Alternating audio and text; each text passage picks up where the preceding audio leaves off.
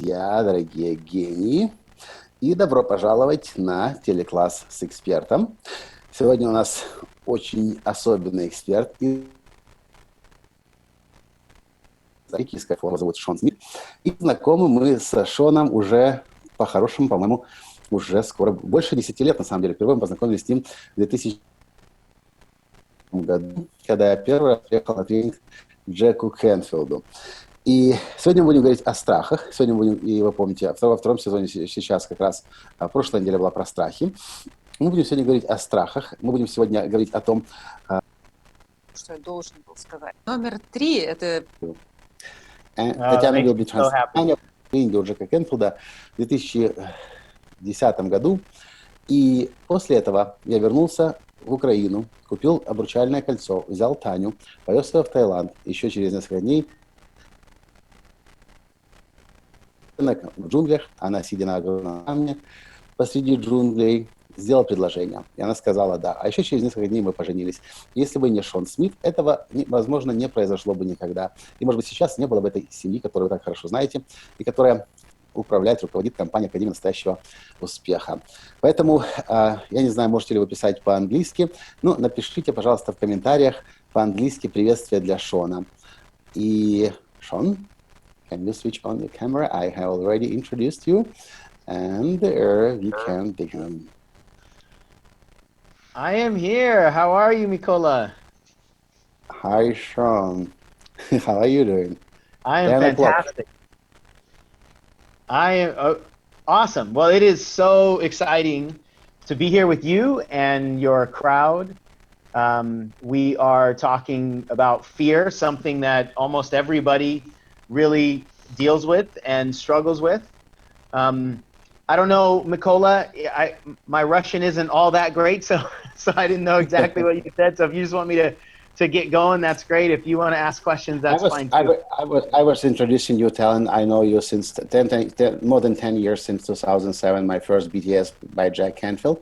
And I also said I will be grateful to you for the rest of my life because of the meditation on the stage of Jack Canfield.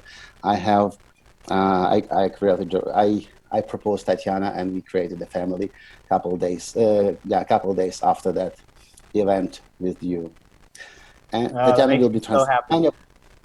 Таня будет сейчас переводить, Джон будет выступать, я в какие-то моменты буду включаться. And I'm saying Tatiana will be translating, I will be listening, also taking notes, and sometimes I maybe interrupt you for clarification. И, люди, дорогие друзья, напишите Шону приветствие, напишите hello, Sean в комментариях. Some people know English, and I will say hello to you in the chat. And also, и, пожалуйста, дорогие друзья, задавайте свои вопросы. Если вы смотрите на Фейсбуке, пожалуйста, переходите в Zoom. Нет смысла смотреть на Фейсбуке. Пишите в Zoom ваши вопросы, и мы будем я буду задавать эти вопросы или посередине вебинара, либо уже в конце, там где-то будет наиболее уместно. Okay, we can start. Absolutely. Well, I am just so happy to be on with you, Mikola. As you said, I've watched you grow over 10 years, and you and Tatiana are just beautiful people in the world, and I'm honored to be here. So I'm excited to... May I'm sorry, I will translate this part. So. Oh, okay. Шон говорит, что я очень счастлив быть сегодня здесь, и я наблюдал, как Николай рос за последние 10 лет, и я знаю вашу семью с Татьяной, я очень счастлив быть сегодня здесь, и для меня это честь выступать перед этой группой людей. Okay? Beautiful. So today I want to talk about 3 main things when it comes to fear. Сегодня я хочу поговорить с вами о 3 самых главных вещах, когда заходит речь о страхах. Number 1, the existence of fear, that we all have fears. Первое – это существование страха, потому что у нас у всех есть страхи. Number 2, what I'm really excited about is talking about how fears are created. Where do they come from? Номер 2 – это то, что мне очень нравится, о чем я люблю говорить, это откуда страхи появляются, как они создаются.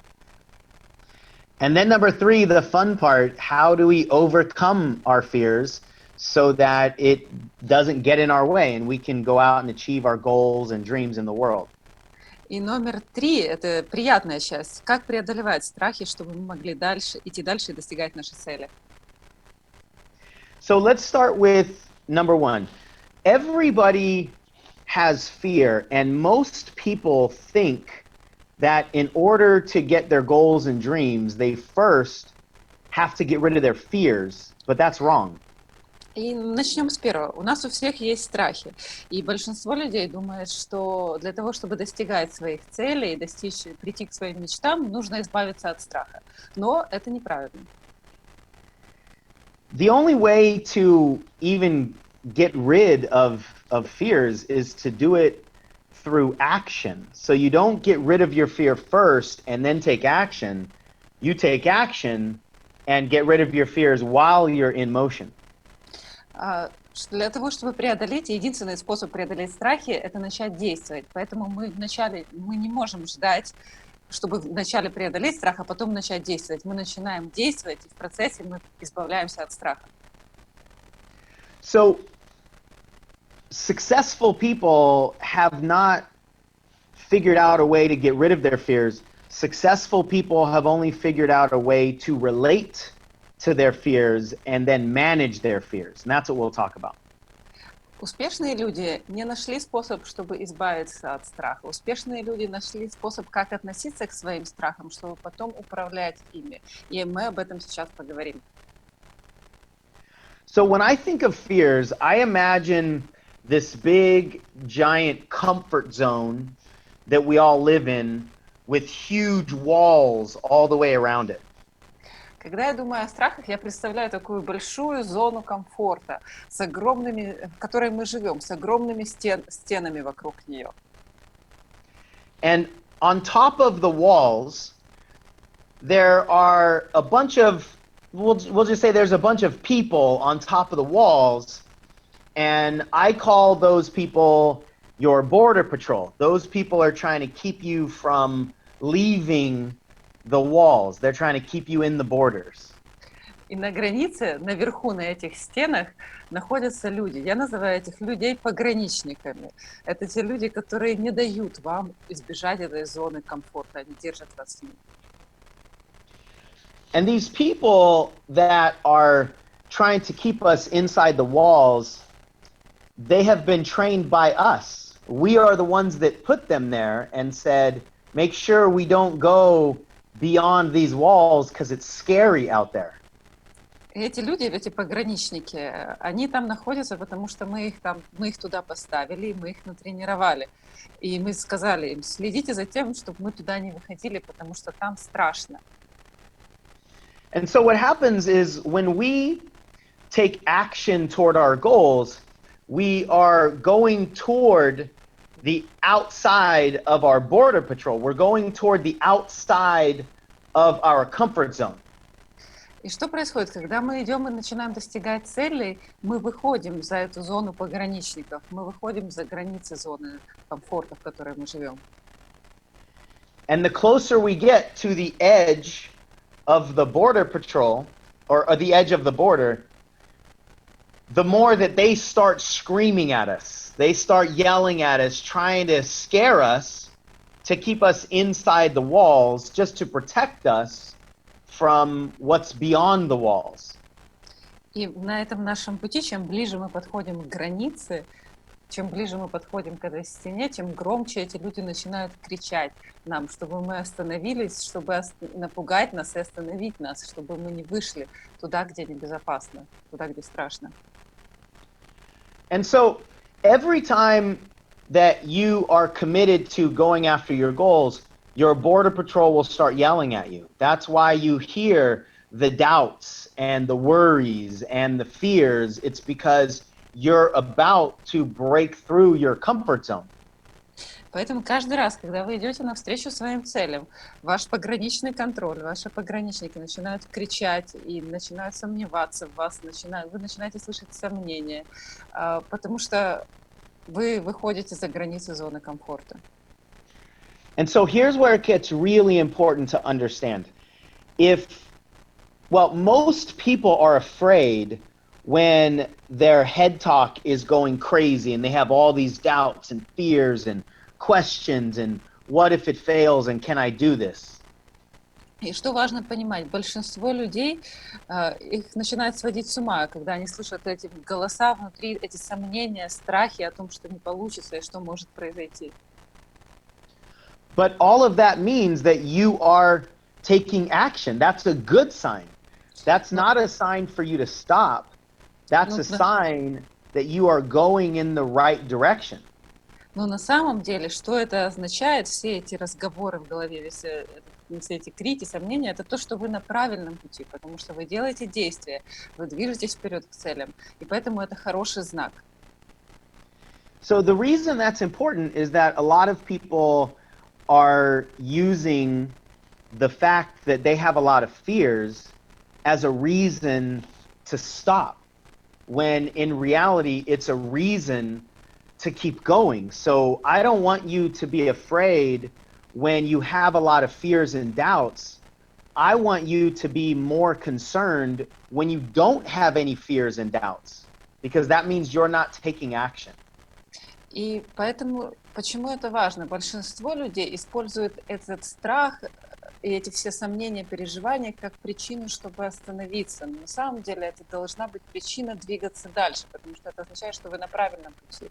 И поэтому я хочу, чтобы вы не боялись, когда у вас есть страхи, потому что если у вас есть страхи, значит, вы движетесь и вы идете по правильному пути. Я хочу, чтобы вы боялись, когда у вас нет страха, потому что это означает, что вы сидите и ничего не делаете. So let's talk about why we even have fears, right? Where do fears come from? And the most important piece is to know that all fear is protection. Давайте поговорим, откуда, почему у нас есть страхи и откуда страхи берутся. И что нужно понимать, самое главное, что страхи происходят... Главная причина страхов – это защита. So if we understand that all fear is protection, then what we have to now look at is, what is it trying to protect us from? Если мы понимаем, что страхи – это защита, все страхи, то теперь следующий шаг, что нам нужно понять, это от чего эти страхи пытаются нас защитить. And instead of trying to get rid of the fear, we identify what the fear is trying to protect us from, and then we get to work on that piece. We get to work on the piece that our mind is saying is scary. And I'll give you some examples. И поэтому нам придется теперь не избавляться от страха, а понять, от чего он хочет нас защитить, и дальше уже работать над тем, что у нас в голове и что наш ум придумал и думает по этому поводу. Сейчас я объясню, что это будет. So, for example, a lot of people have a fear of flying. They say they have a fear of flying, but nobody really has a fear of flying. People have a fear of dying in a plane crash, and that's different. Например, очень много людей, у многих людей есть страх летать на самолетах. Но они говорят, что у них есть этот страх летать, но на самом деле у них нет этого страха летать, ни у кого. Практически нет страха полетов на самолете. У людей есть страх разбиться в авиакатастрофе. Or the fear of heights. A lot of people say, I have a fear of heights. Nobody has a fear of heights. They have a fear of falling from really high places. Или, например, страх высоты. Многие говорят, я боюсь высоты, но люди не боятся высоты. У людей есть страх упасть с очень высокого места. And the reason this is important is so that we don't attach our fears to the activities. Like people say, I'm afraid of networking, or I'm afraid of public speaking, or I'm just afraid of talking to people. And that fear is being misplaced and misunderstood in our language. Очень важно здесь понимать, что нам не нужно привязывать страх к какой-то активности, какой-то деятельности. Например, люди говорят, я боюсь нетворкинга, или я боюсь контакта с новыми людьми, или я боюсь публичных выступлений. И это ошибка, потому что мы привязываем страх к неправильной вещи. So we're not afraid of the activity, we're afraid of the outcome Мы не of the боимся activity. мы не боимся деятельности, мы боимся результата этой деятельности. So for example, public speaking. You're not afraid of speaking in public. You're afraid of something scary about the outcome, whether you forget your lines or people don't like you. You're afraid of the outcome that is scaring you. Например, публичные выступления. Вы не боитесь выступать публично, вы боитесь результата этого выступления. Например, результата этой деятельности. Например, вы забудете какие-то слова, которые нужно сказать. Или людям не понравится, что вы скажете. То есть вы не боитесь самого процесса выступления, вы боитесь возможного исхода. So most people who are afraid of public speaking are afraid of some kind of judgment from the audience. They won't like me, they won't laugh at my jokes, I will forget what I'm supposed to say, and they'll think I'm stupid. Поэтому большинство людей, которые боятся публичных выступлений, они боятся какого-либо осуждения от аудитории. Например, я им не понравлюсь, им не понравятся мои шутки, они будут надо мной смеяться, им не понравится то, что я рассказываю. So the solution to the fear of public speaking isn't about practicing more or memorizing your lines or trying to be funny. The real solution is about being present, and I'll explain that. Поэтому решение избавления от страха публичных выступлений – это не практиковаться больше, это не быть более смешным, это не учить лучше свои шутки, а решение – это присутствовать. Я сейчас объясню, что это значит. When you are present and you are connected with people, they don't have the scary judgments, and you will be able to say and feel and do whatever feels good for you, but also what feels good for them, and then you'll avoid any of the judgments. They won't happen. Когда вы присутствуете, когда вы в этом моменте, у вашей аудитории не будет суждений. Вы будете делать самое лучшее для себя в этой ситуации и то, что будет лучшее для них. Я сейчас объясню. So that's just an example of how when we talk about getting rid of fears, we have to focus on what the scary thought is. Can I interrupt you, Sean? Yes, please. You said when we are in the moment, staying on the stage, people cannot judge us? Or how did you say it? Yeah, they will judge us, but they will judge us positively if they feel like we're connected. And then even if we mess up, if we are vulnerable and we're transparent and we're authentic, even if we mess up, they'll forgive us. Can I translate so it's so the group is following? Yes. Николай спросил, Шон, то есть объясни, как это получается, если ты в моменте, то получается, что аудитория тебя не осуждает. И Шон объясняет, что когда мы на сцене, мы в моменте, то мы соединены с аудиторией, и она даже если будет осуждать нас, то будет судить о нас позитивно, потому что она будет чувствовать, что мы соединены с ней. I never thought about this, but I can imagine when we are staying on the stage thinking what our next line should be, what our takeaway should be, what our upsell should be, call to action. 5 minutes later, we are not in the moment, we are not connected. Wow, this is huge. Exactly. I'm speaking for more than like 15 years, and I never thought like this. I am in the moment, I know when I'm on stage. Yeah. Sorry. Can I translate? Yeah, that's a huge one.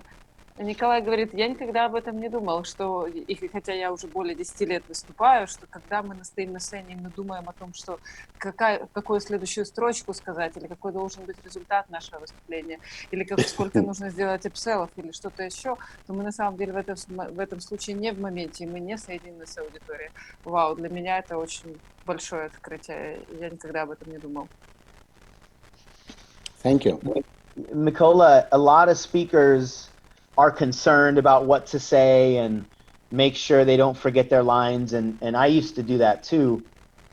And now I just decide that if I am connected to the audience, whatever I say is what I was supposed to say. And so I never afterwards go, oh, I forgot to say this, because if I was supposed to say that, I would have. And I don't That have cannot any translate. fear anymore. Yeah. Yeah, that's a big one.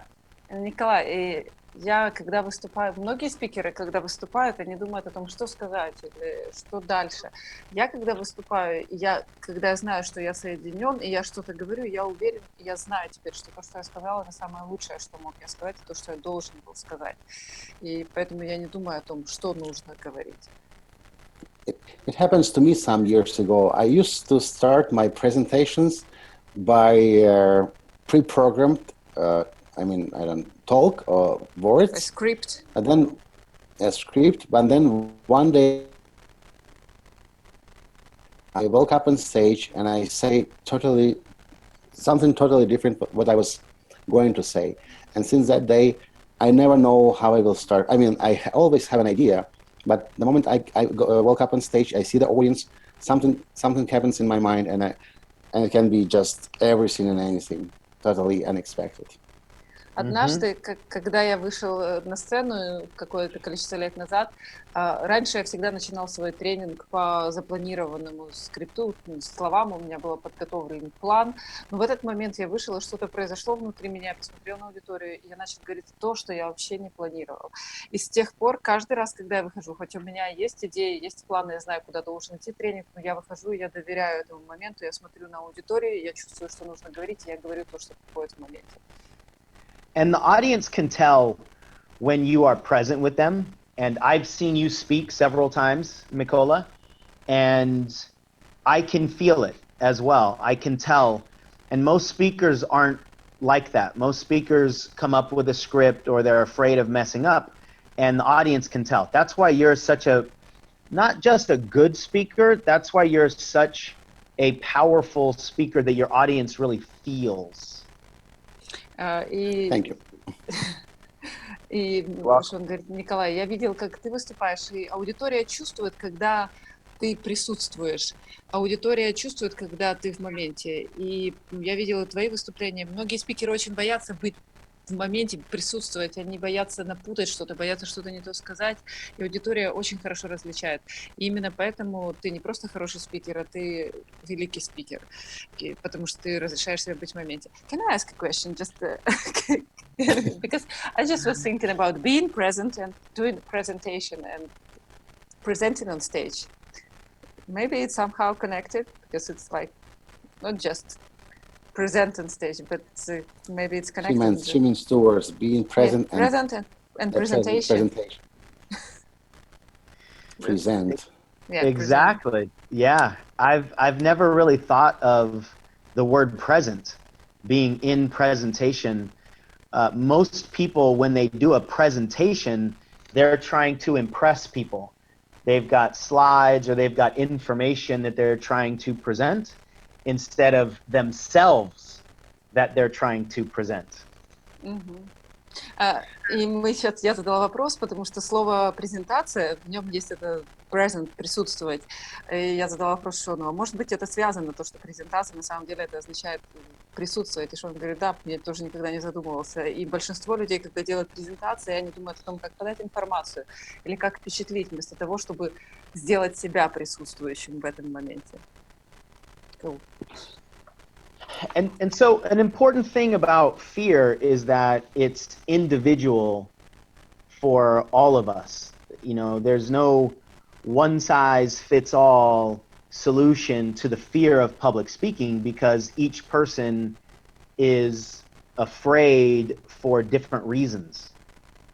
И то, что важно понимать о страхе, что он индивидуальный, нет какого-то одного решения, как избавиться от страха публичных выступлений, например, потому что у каждого есть свой страх. And that's why we all need personal attention, personal coaching, support groups, you know, so we can understand what's holding us back individually instead of just trying to find a generic solution or general solution. Поэтому нам нужны группы поддержки, поэтому нам нужна работа с нашим персональным коучем, чтобы мы могли понять, что держит нас индивидуально и как мы можем от этого избавиться, чтобы двигаться дальше.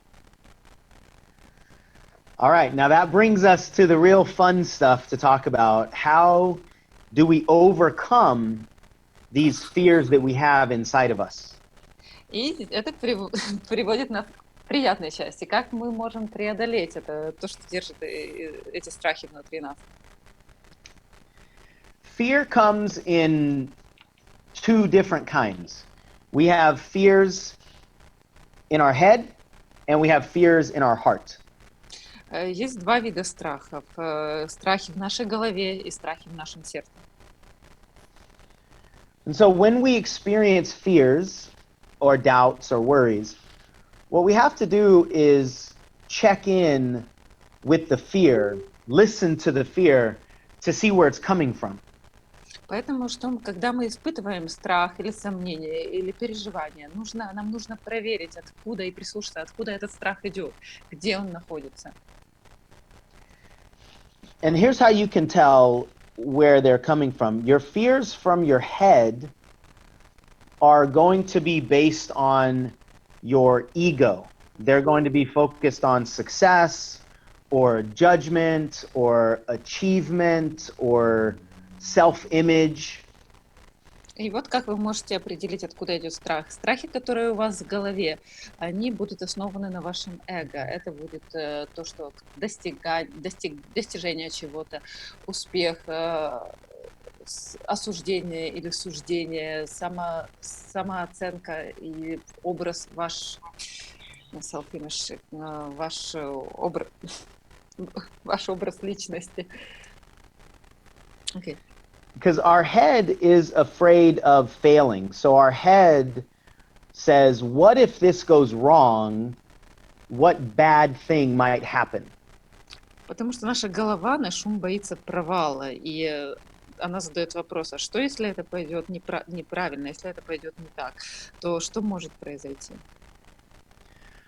So those fears keep us afraid of taking action because they scare us by telling us all the things that might be wrong, like we might lose money, or we might get embarrassed, or we might feel stupid. И эти страхи, они останавливают нас от того, чтобы мы предпринимали действия. И они говорят о том, что ты можешь потерять деньги, ты можешь выглядеть глупо, тебе будет стыдно за себя, или тебя пристыдят. So the real important thing to understand about our head fears is that our head fears or ego fears scare us from taking action. И важно понимать, самое важное, что нужно понимать, это то, что страхи нашего ума или страхи нашего эго останавливают нас от предпринятия каких-либо действий. But our heart's fears scare us by telling us what will happen if we don't take action. Но страхи нашего сердца нас пугают тем, что может произойти, если мы не будем предпринимать действия. Our heart's fears are focused on being happy, being fulfilled, making a contribution, making a difference in the world, making an impact. Страхи нашего сердца сфокусированы на том, чтобы мы были счастливы, чтобы мы были реализованы, чтобы мы создавали влияние, чтобы мы оставляли наследие, чтобы мы влияли на мир. So our heart's fears say, if I don't take action, then I won't live my purpose, or I won't help other people, or I won't become the person that I could have become. И страхи сердца говорят, если я этого не сделаю, то я не буду жить по своему предназначению, я не смогу помочь другим людям, я не смогу реализовать себя.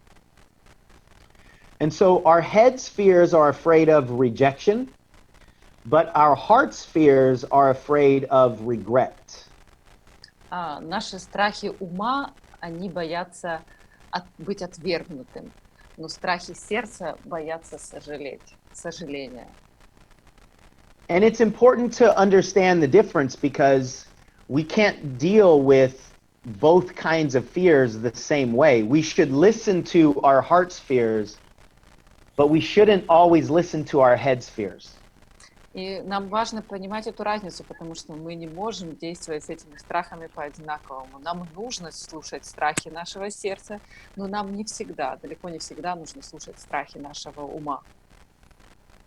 But that's hard because our fears in our head yell real loud, but the fears in our heart whisper really softly. Но это достаточно сложно, потому что страхи нашего ума кричат очень громко, а страхи нашего сердца шепчут очень тихо и спокойно.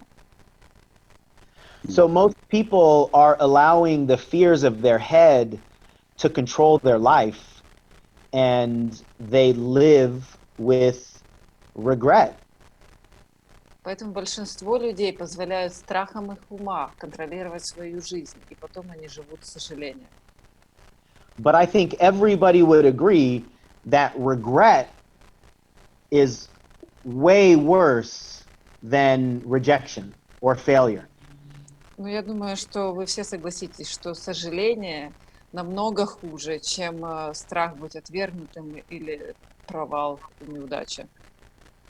So what we have to do with the fears of our head is identify the thing that we are actually afraid of happening, the outcome that we're afraid of, and then dissolve that or deal with that thing.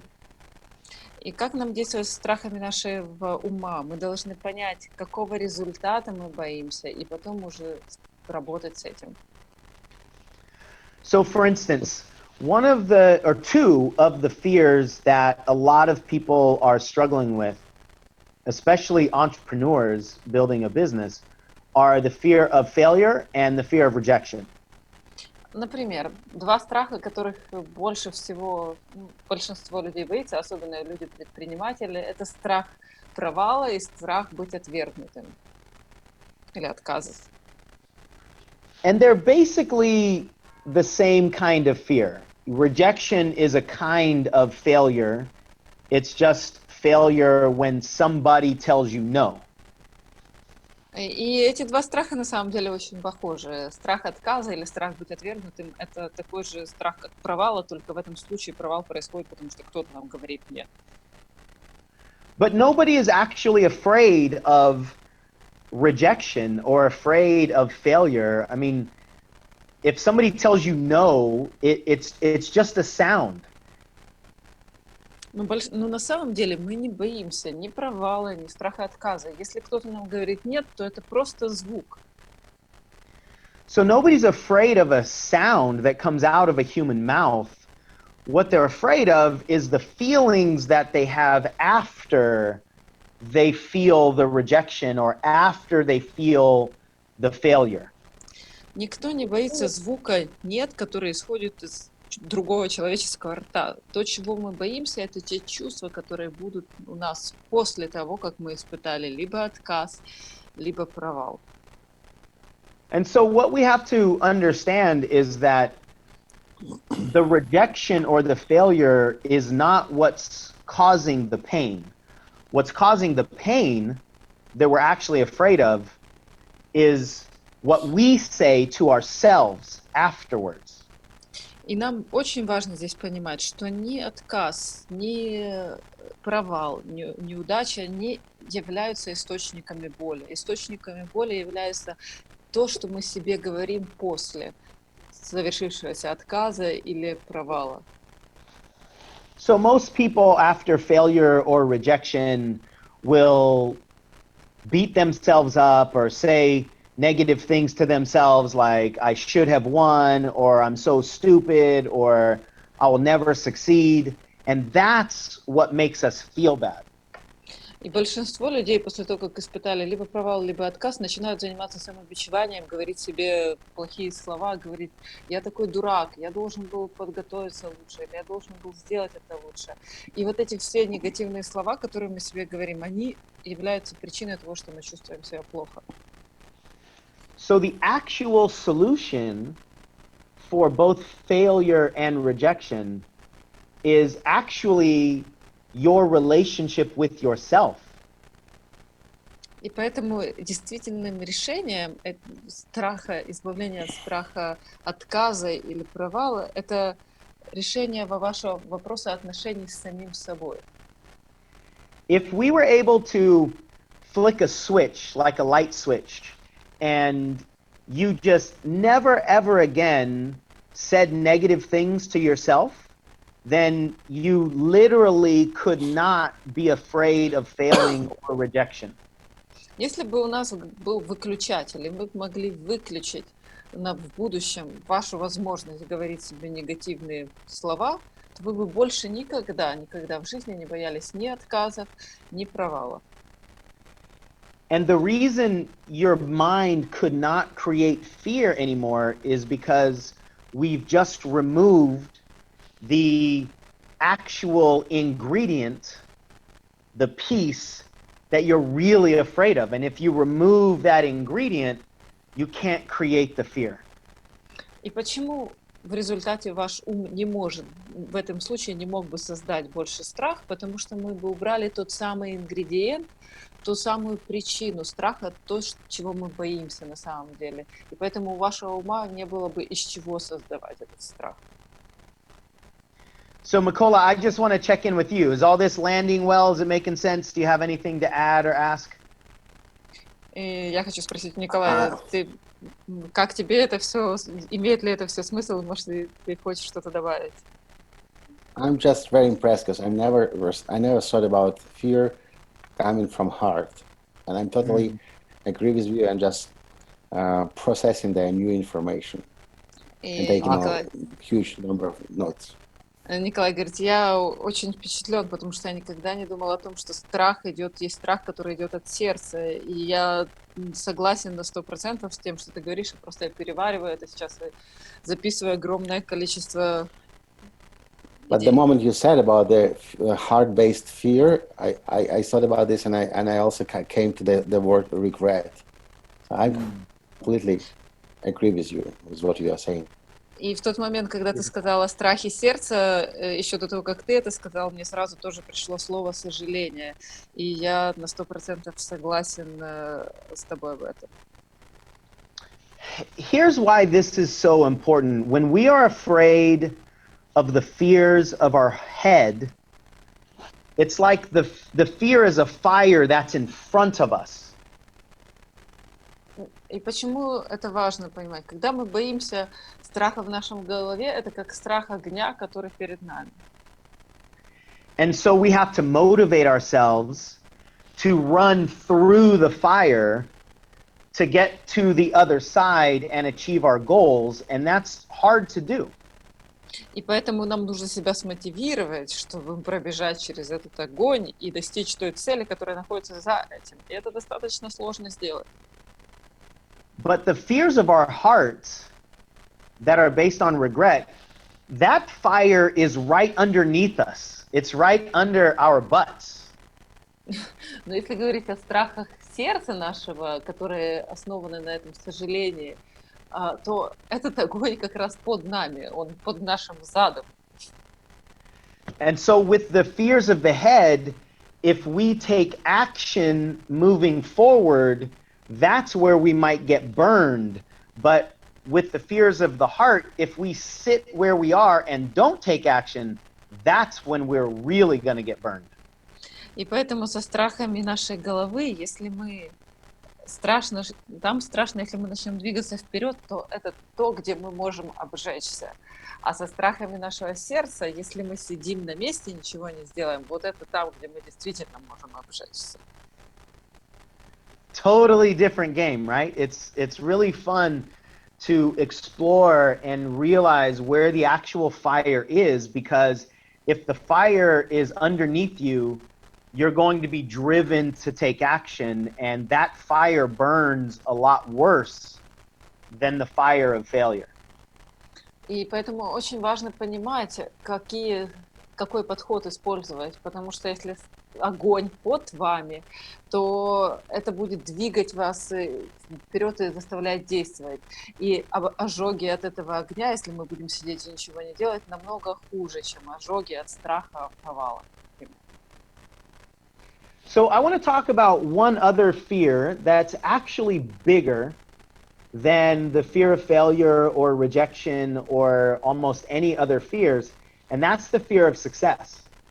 И я хочу сейчас поговорить еще об одном страхе, который на самом деле намного сильнее, чем страх отказа, или страх быть отвергнутым, или страх провала, или любой другой страх. И это страх успеха. The fear of success is when some kind of outcome of success is actually negative. So the more you succeed, the worse something gets. And I'll explain with an example. Страх успеха возникает, когда какой-то аспект успеха, будущего успеха, является негативным. И в результате, чем больше ты преуспеваешь, тем более успешным ты становишься, тем сильнее и больше становится этот негативный аспект. Я сейчас объясню, что это. So the fear of success usually comes in two forms. One, when doing the things that you need to succeed is scary, or the more you succeed, the more you have to sacrifice something that's important to you. И страх успеха приходит в двух формах. Первое, что то, что нужно делать для успеха, оно неприятно, оно страшное. Или второе, что во время для того, чтобы преуспеть, мы жертвуем чем-либо, что для нас важно. So for instance, a lot of my clients have a fear of spotlight. They have a fear of being seen because they have a lot of self-judgment problems and they have body image problems and they don't like the way they look, so they don't like being in the spotlight. Например, у меня многие клиенты боятся страха славы или страха популярности, потому что у них могут быть плохие оценки о себе, им не нравится то, как они выглядят, им не нравится их тело, и в результате они не хотят становиться публичными, становиться знаменитыми и быть на виду. And so if somebody is afraid of being judged by others because they're judging themselves negatively, the worst thing that can happen to them is to be more successful, because then they'll be judged more. И поэтому, если кто-то боится осуждения других, потому что они сами себя постоянно осуждают, то самое худшее, что для них может произойти, это стать более успешным и в результате более популярным и быть больше на виду, потому что в результате их будут еще больше людей осуждать. And so all of their fears are going to try to protect them from being judged, and that's why they will sabotage themselves or come up with patterns like perfectionism or procrastination.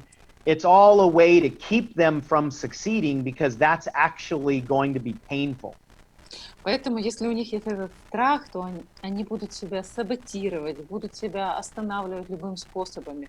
У них может появиться перфекционизм, чтобы лишь бы только остановить их от дальшего успеха и от популярности, и от славы, потому что это для них будет больно, осуждение других людей.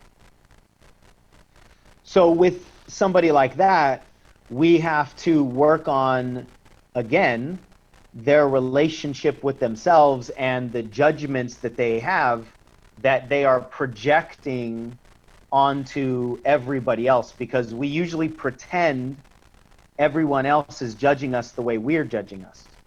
Поэтому в этом случае, когда мы работаем с таким человеком, мы будем работать снова над его внутренним восприятием себя, над его внутренним отношением с самим собой и то, как они излучают свои осуждения себя вовне, потому что то, что мы получаем вовне, это мы ожидаем, что другие будут нас осуждать так, как мы осуждаем себя.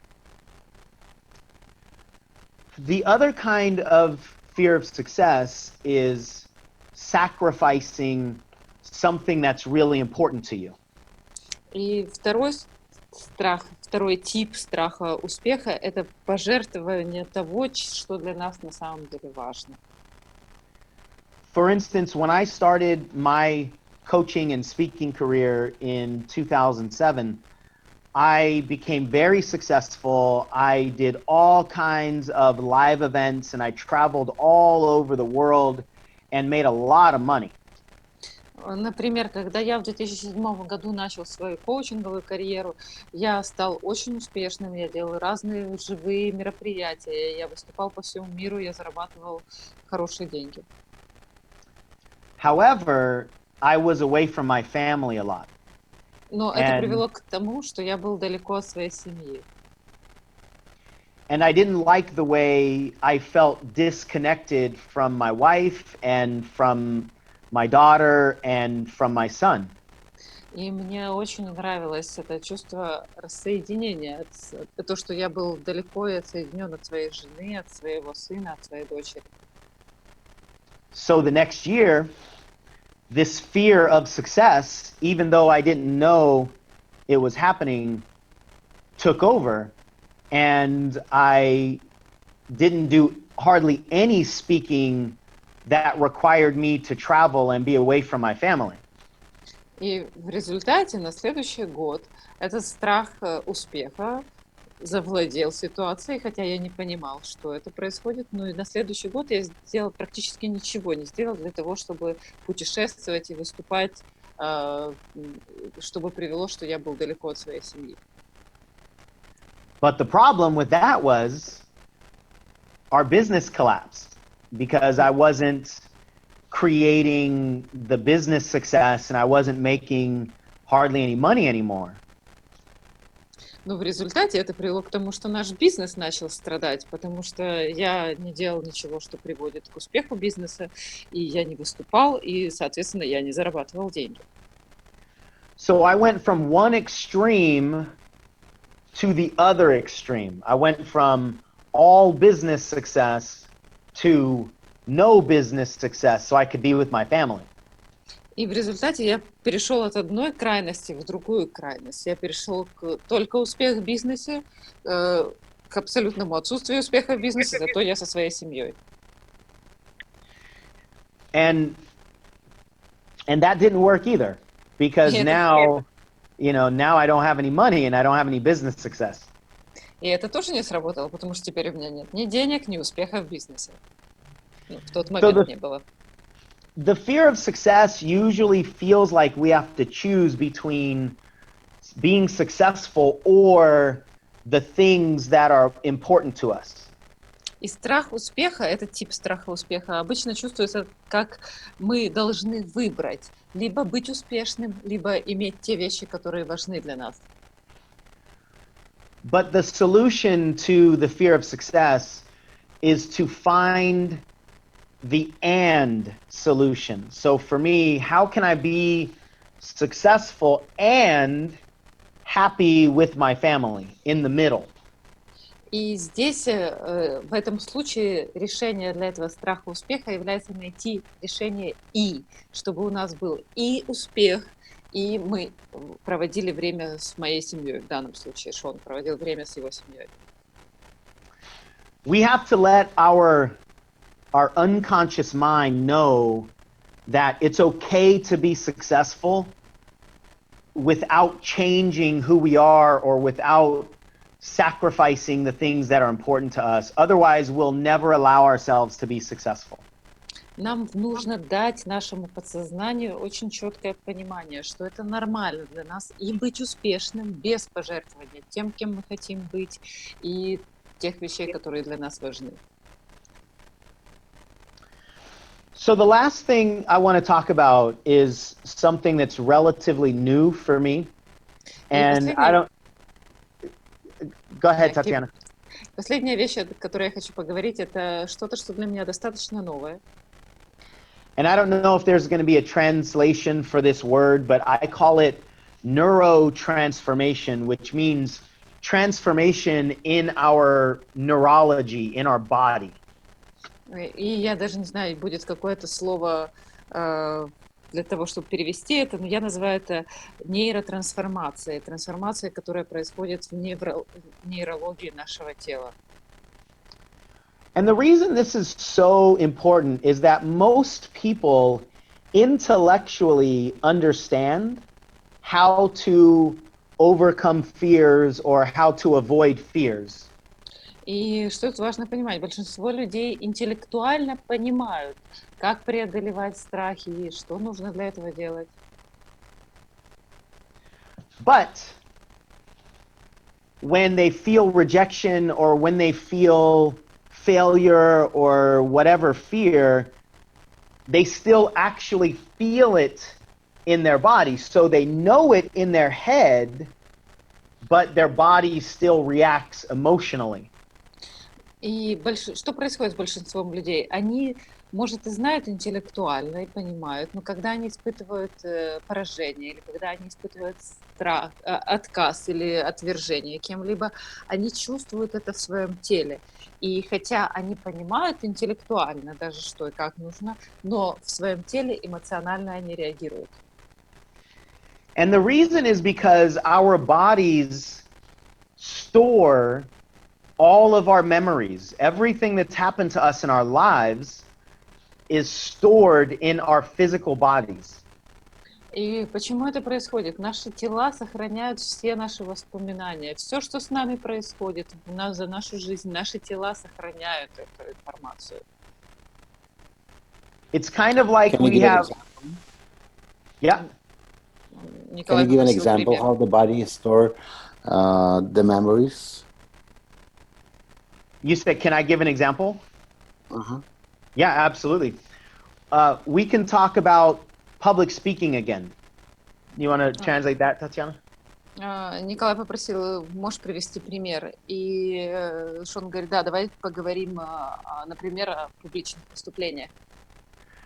Oh, this is going to be good.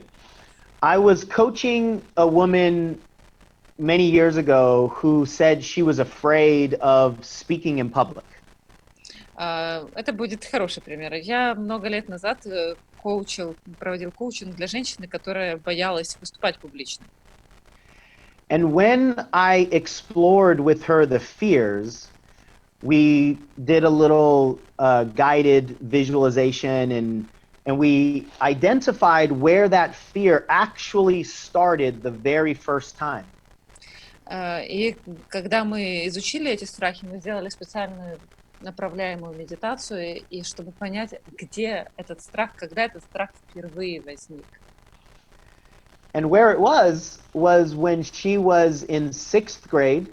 She was in math class, and she had to go up in front of the room to convert fractions to decimals.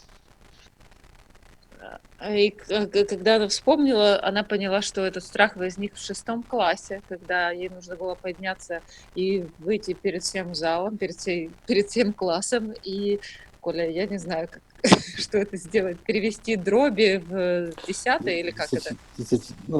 Да, десятичные какие-то числа, какие-то, наверное, другого Да. типа числа. Ну, в общем, сделать какое-то вычисление. I'm sorry, I'm not that good in translating math terms. The No last time I worries. did it was in 6th class, in 6th grade, or 7th. Awesome. You're doing awesome, Tatiana. I appreciate you so much. So she messed up the conversions. She didn't do the problem right. And all of her students, her classmates, laughed at her, including the teacher. У нее не получилось решить правильно задачу, она напутала что-то, и в результате весь класс, все одноклассники над ней начали смеяться, и в том числе и учитель начал над ней смеяться. So as a little girl, she felt really embarrassed. She wanted to do everything that she possibly could to avoid feeling stupid and feeling embarrassed again ever. И как маленькая девочка ей было очень стыдно, и ей было очень страшно. И в результате она захотела сделать все и приняла решение внутри себя сделать все, чтобы в будущем любыми способами избежать снова чувствовать себя глупой и снова чувствовать этот стыд.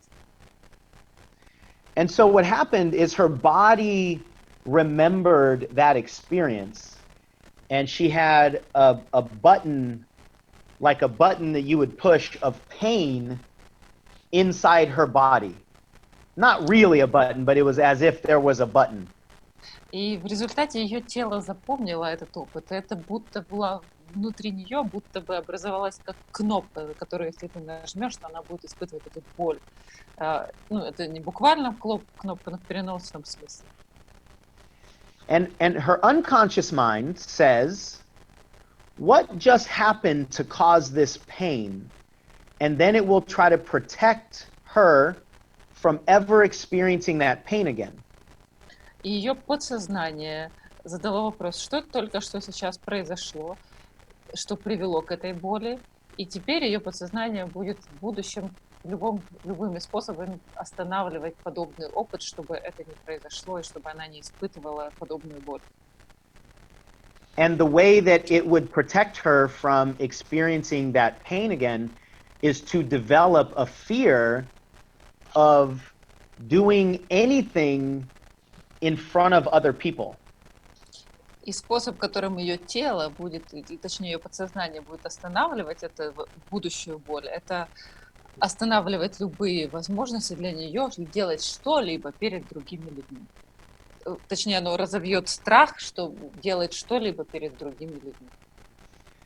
And so she had a belief in her head that she was afraid of speaking in public, but she really wasn't afraid of speaking in public. She was afraid of doing math problems in public. И на самом деле у нее, и хотя она думала, что у нее был страх публичных выступлений, на самом деле у нее не был страх публичных выступлений, у нее был страх решения математической задачки перед другими людьми. And I guess not only doing math problems, but doing math problems wrong. Yes, doing math problems wrong.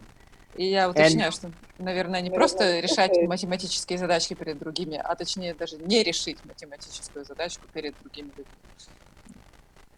And so this fear became overgeneralized to where she now is afraid of speaking in public or doing other things in public that she really actually shouldn't be afraid of.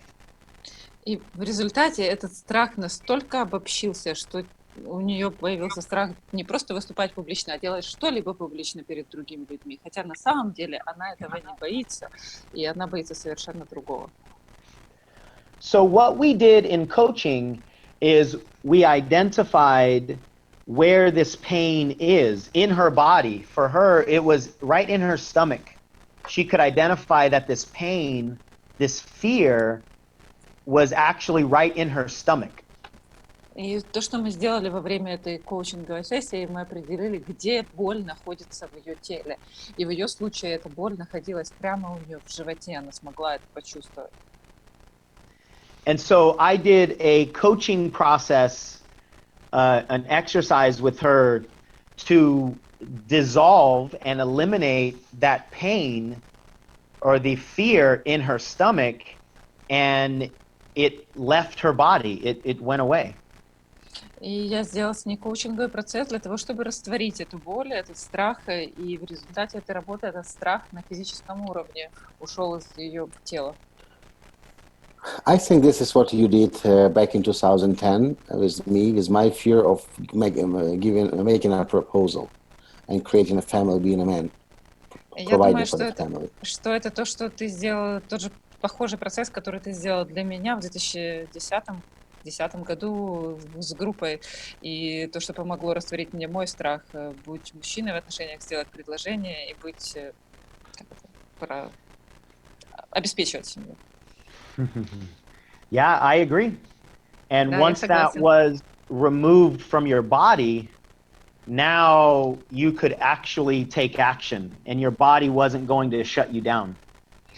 Да, я согласен. Когда это из твоего тела, этот страх уже был удален, когда он ушел из твоего тела, то тело не останавливало тебя от того, чтобы делать дальше действия. Ты можешь действовать без страха.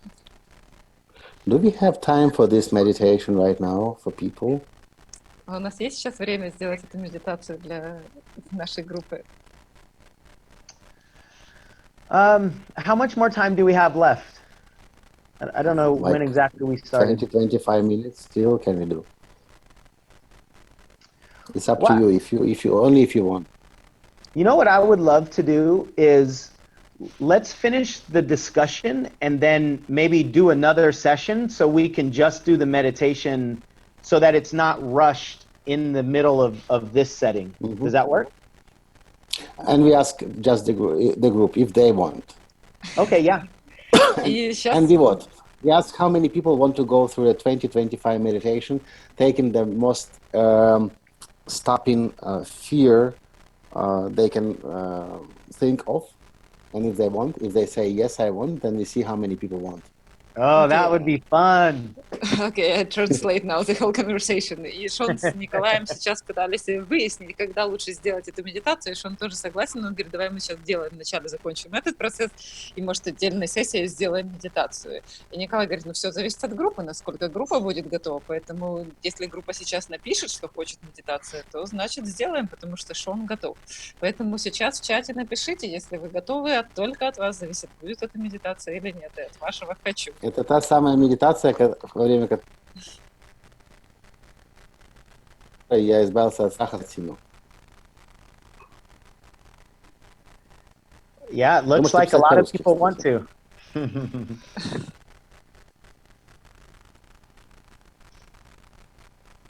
Oh, yeah.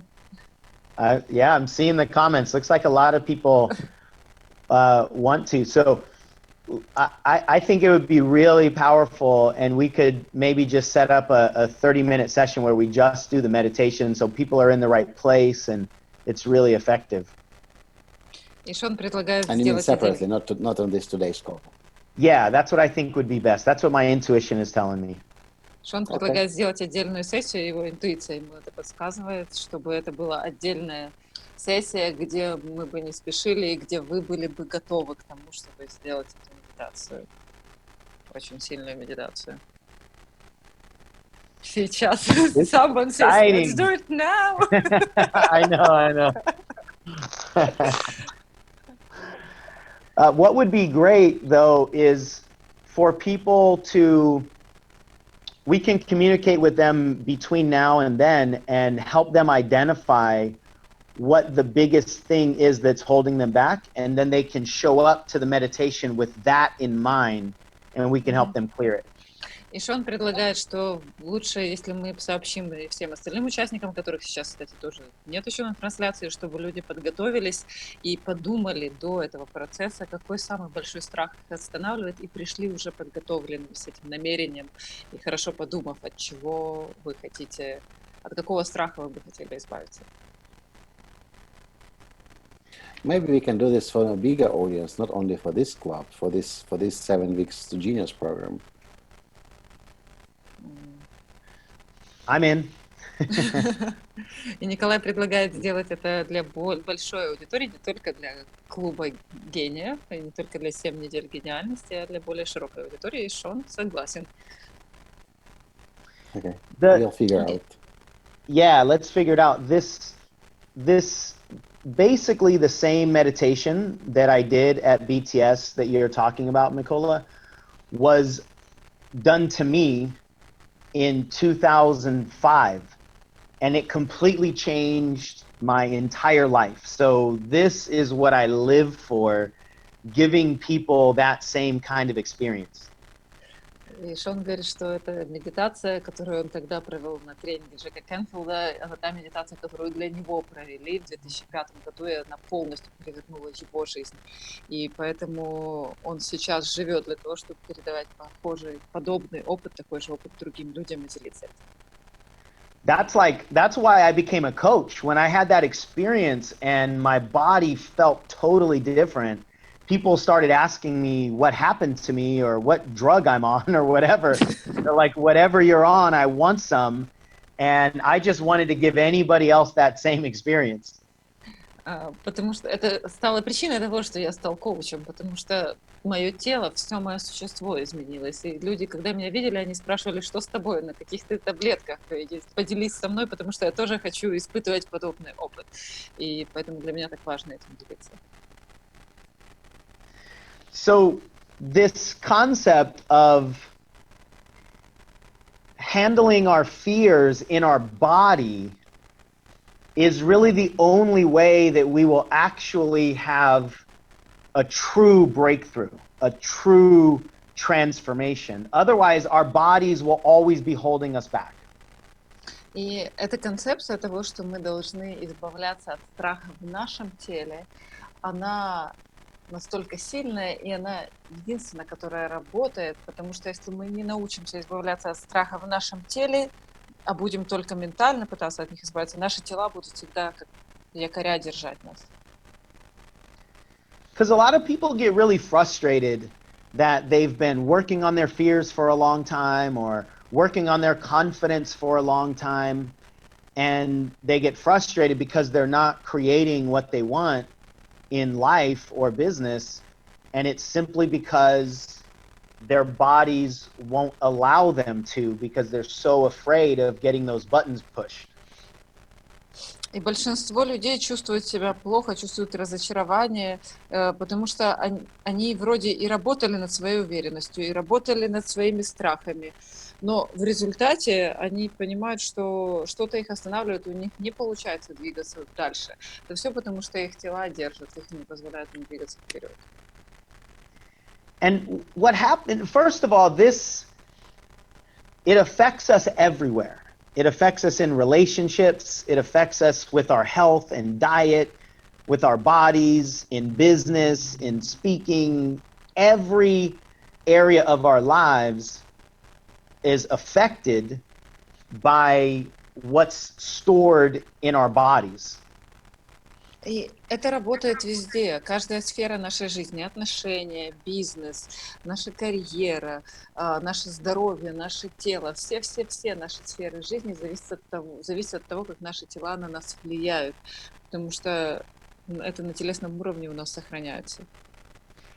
And the other thing that makes it difficult for a lot of people is because we are not consciously aware of these fears that are in our bodies. They happen so fast that we don't even notice them. И еще почему большинству людей это сложно, потому что мы сознательно не можем понять, и большинство людей сознательно не осознают, что происходит в их теле, что страхи, какие страхи находятся в их теле и как они влияют. So until we're able to manage our physical emotional fears in our bodies, we'll never be able to create the most amount of success and love and fulfillment and happiness that we can in this world.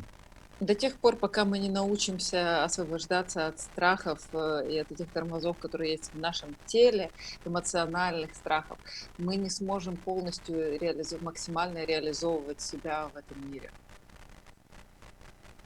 So this is what I'm most excited about now, Mikola and Tatiana, is really identifying these fears that are operating at an unconscious level and then helping people clear those away. И это то, что меня сейчас вдохновляет больше всего, это помогать людям определять эти страхи, которые управляют нами на неосознанном уровне, и выводить их на осознанный уровень и избавляться от них. So I know we talked about maybe asking for Q&A, or if either of you have any questions, I'm open to whatever you guys. И Шон предлагает задавать вопросы, и вопросы от Николая, и вопросы от аудитории. Те, кто слушает сейчас, задавайте, пожалуйста, свои вопросы Шону, Шон готов на них ответить. Hopefully it's been valuable so far.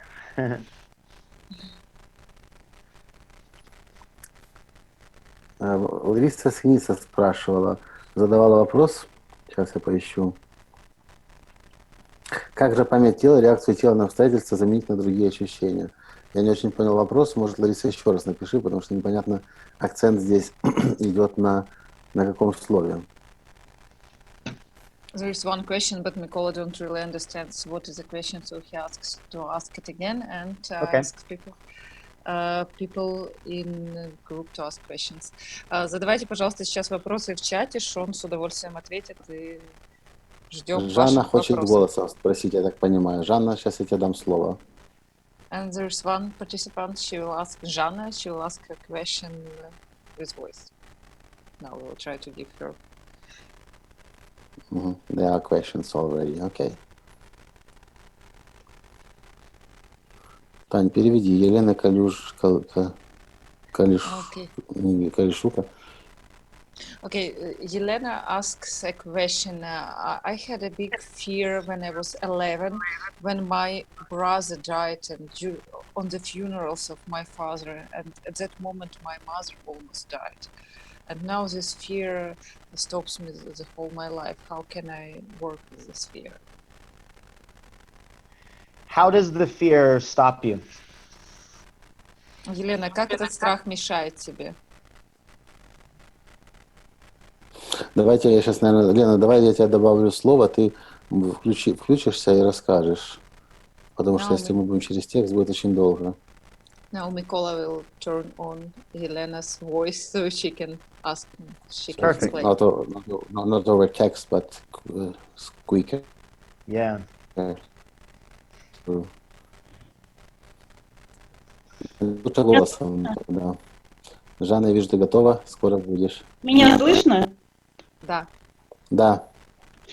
Этот страх мешает.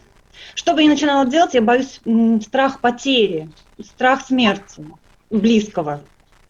Okay, this fear stops me in a way that whenever or whatever I start doing, I have this fear of losing someone I love, or of death someone I love. А ты можешь включить камеру себе, Елена? Лена. Я не знаю, в планшете есть у меня. Видно меня? Не видно. Ну ладно.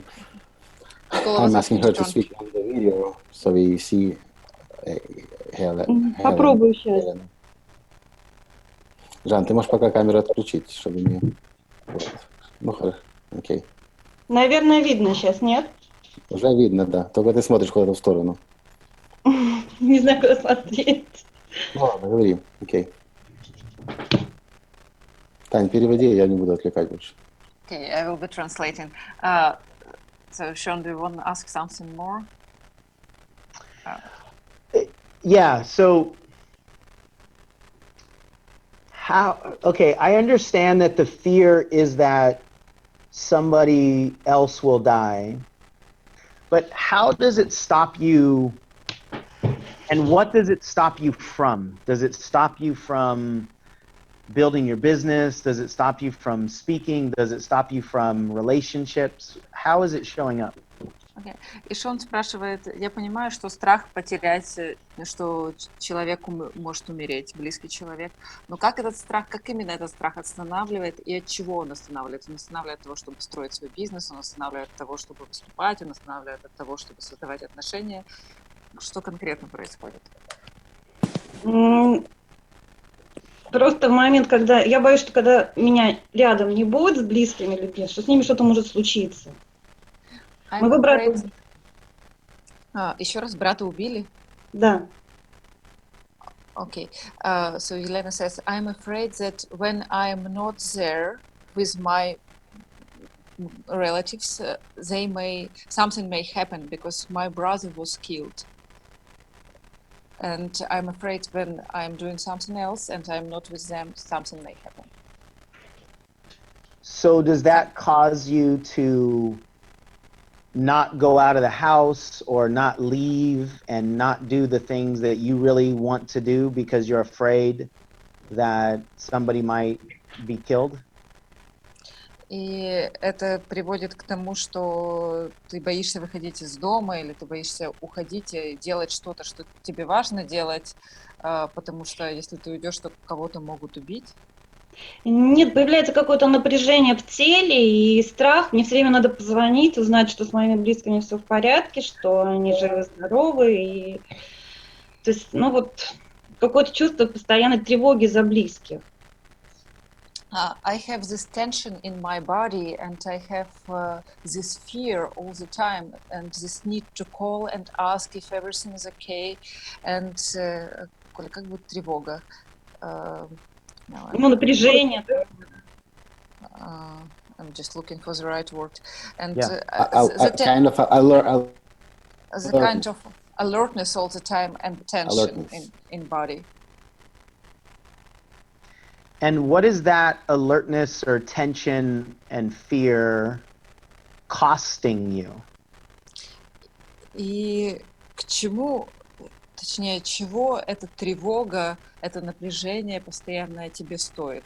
Что ты не получаешь из этого? Радость, наверное. Постоянное ощущение вот в этом, жить в этом напряжении, в страхе, таком скованности, наверное, как-то вот так, да, и но больше всего боязнь потери близких, наверное, вот так. Это самое сильное чувство. I don't allow myself to experience joy, I guess, and I have this anxiety and tension all the time, and this fear to lose someone I love.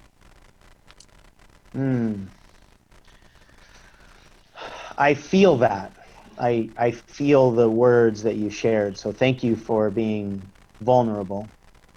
Я могу чувствовать, что ты говоришь, я чувствую то, чем ты поделилась. Спасибо за твою открытость. Can you feel this right now in your body? А ты можешь прямо сейчас чувствовать это в своем теле? Я могу как бы в памяти вернуться в это состояние, да, могу. I can go back into this feeling in my mind.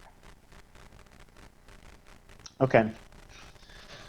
I'll ask first Mikola and Tatiana if we want to do a coaching session here, we can. And if you guys are okay with that, then I'll ask her if she's open to doing that. I would be happy if you can do this right now. И Шон спросил, можем ли мы провести сессию сейчас. И Николай говорит, я буду сейчас благодарен, если ты это сделаешь. И Лена, если ты готова сейчас. Но это я и писала, что я готова сейчас. Я именно к этому готовила.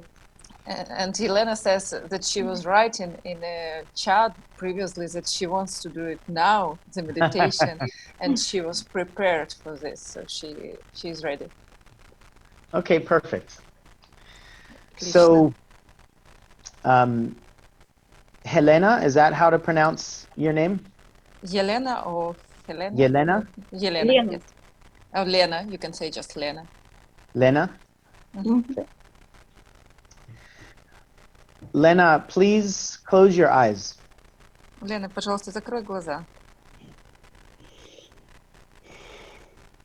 And in this moment, I want you to connect with your breath and your body.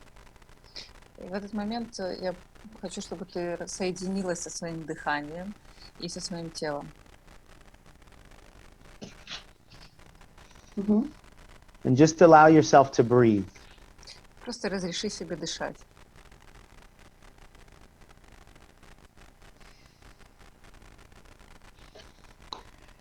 As you are connected to your body, I want you to notice where this fear and emotion shows up in your body. Is it in your head, your heart, your stomach? Where is it? И в этот момент, когда ты соединяешься со своим телом, позволь себе почувствовать, где этот страх находится в твоем теле. Он в твоей голове, он в твоей груди, он в своем животе. Где в твоем теле находится этот страх? Здесь. Ну, в районе солнечного сплетения, наверное, где-то так. It's here around solar plexus. Okay. And what color is that emotion if it had a color? И какого цвета эта эмоция, это чувство, если у него Чёрный. есть цвет? It's black. Чёрный. Black. Mm. Is it heavier or lighter than the rest of your body? Оно тяжелее или легче, чем все остальное твое тело? Тяжело очень. Так, ну, может, вровень. Maybe it's a little bit heavier, but it's like the same. Okay. And what shape does it have? И какой формы это чувство, эта эмоция? Какой Формы. формы? Ну, чисто форма гроба. Ну, вот так. It's a form of trunk. Wait a second. Coffin. A coffin. Coffin. Yeah, it's a form of coffin. Mm. And how big is it? Is it small or does it go from one side of your body all the way to the other? И насколько это, какого оно размера? Оно Ну, даже маленькое, оно больше, чем реальный размер. больше, чем реальный размер гроба. Да. It's bigger than the real coffin. Okay. Is the coffin inside your body or does it feel like the coffin is bigger than your body? Этот гроб внутри твоего тела, или ты чувствуешь, что он больше, чем твое тело? Он бы как бы рядом, но больше. It's bigger and it's like it's not inside of my body, but close to it, nearby. Excellent. Okay. Отлично, спасибо. So then where is the emotion in your body? А где эмоция в твоем теле? Именно в Still теле. in the solar plexus? Все Ну, еще в эмоция солнечном вот- сплетении? Да, там. Yes, it's there. Okay. And the emotion in your body, in your solar plexus, does that also have the shape of a coffin? И эта эмоция в твоем солнечном сплетении, она тоже имеет форму гроба или какую-то другую? Эмоции, наверное, форму шара. I guess it's in the form of a circle ball. Okay. And how big is that ball? Is it like a little marble or is it a big beach ball? И какого этот шар, какого он размера? Он маленький, Ну, чуть больше, наверное. Моих ширины плечей, больше ширины плечей, ну, такой, как черный шар. it's a black sphere or it's a black ball that is bigger, wider than my shoulders. Excellent. You are doing you're doing great. Отлично, Лена, ты все thank you. делаешь правильно, спасибо.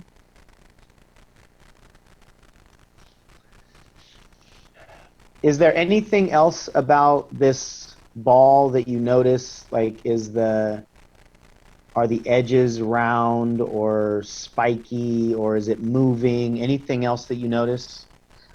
Можешь ты еще описать этот шар? Что-то еще, может, ты замечаешь? Его края, они гладкие или, может, они шершавые? Он стоит на месте или он движется? Нет, он пульсирует. It makes pulsation. Pulsing? Okay, Yeah, pulsing. excellent. Наверное, еще движется как-то, вращается. Yeah, and it's moving. It creates movement. It's circulating. Excellent. So, Отлично. whoops. Sorry about that.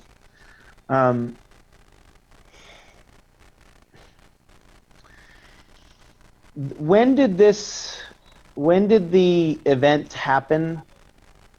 Was it when you were 11 years old? И это событие произошло когда? Когда тебе было 11? Да. Yes. So right now, Lena, I want you to imagine your 11-year-old little girl that experienced this trauma. И сейчас я прошу тебя, Лена, я прошу тебя представить эту 11-летнюю девочку, которая испытала эту травму, эту боль.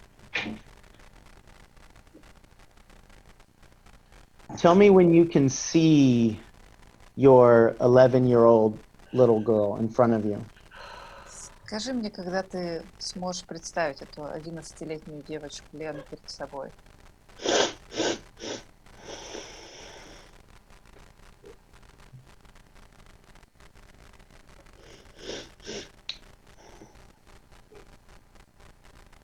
Я готова.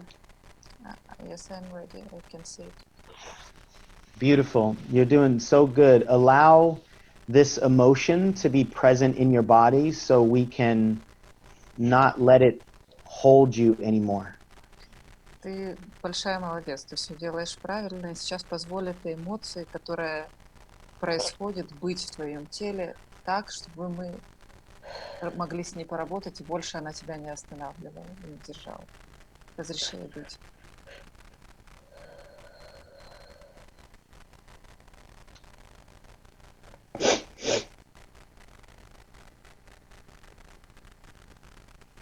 Beautiful, Lena. Отлично, Лена, молодец.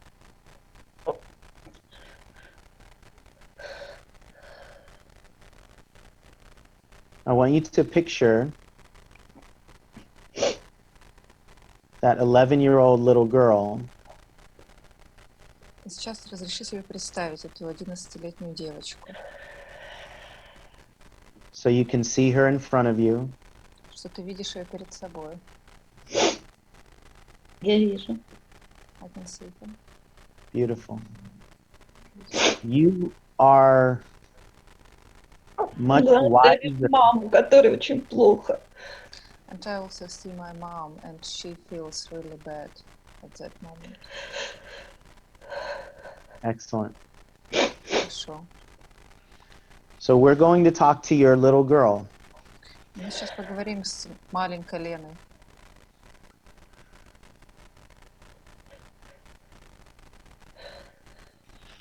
What would you say to her from your current level of awareness and wisdom that you have now in your body, in your current age? What would you tell your little 11-year-old girl?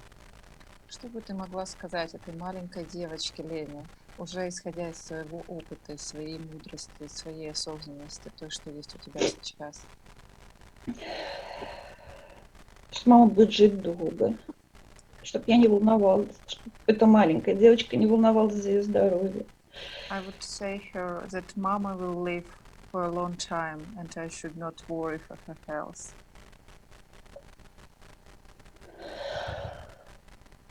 Beautiful. Отлично. Is there anything else that you want that little girl to know? Что еще ты могла бы сказать этой девочке? Что все наладится. That everything would be okay. Что после этого дня еще будет дальше жизнь. Что на этом дне все не заканчивается. And that life would be going after this day, and this day doesn't mean that life ends. Beautiful. Хорошо. Now, Lena, I want you to imagine switching bodies and becoming your 11-year-old little girl, now looking back at yourself now. И сейчас я попрошу тебя переместиться в тело этой 11-летней девочки и посмотреть на себя, взрослую Лену.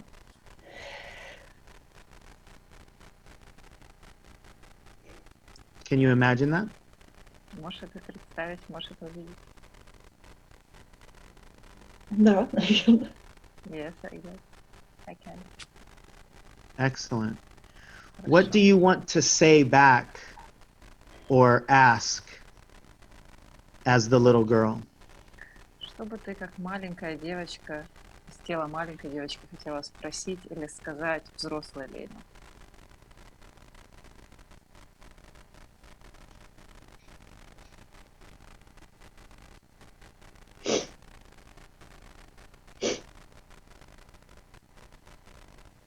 Как помочь маме пережить эту травму? Наверное, вот самое большое. I wanted to ask how can I help my mom to get over this trauma?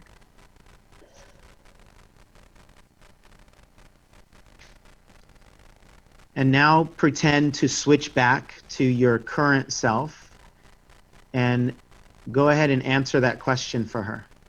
А сейчас перенесись в свое тело взрослой Лены и ответь на вопрос маленькой Лены.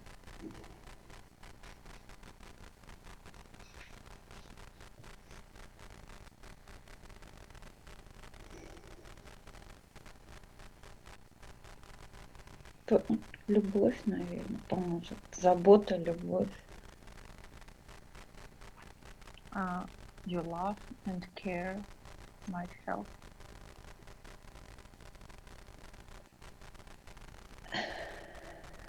Ну вот, это то, что я делаю всю свою жизнь. И то, что меня держит около мамы и не дает идти вперед. And that what I was doing my whole life, and that is what holds me by my mom's side and doesn't let me go forward.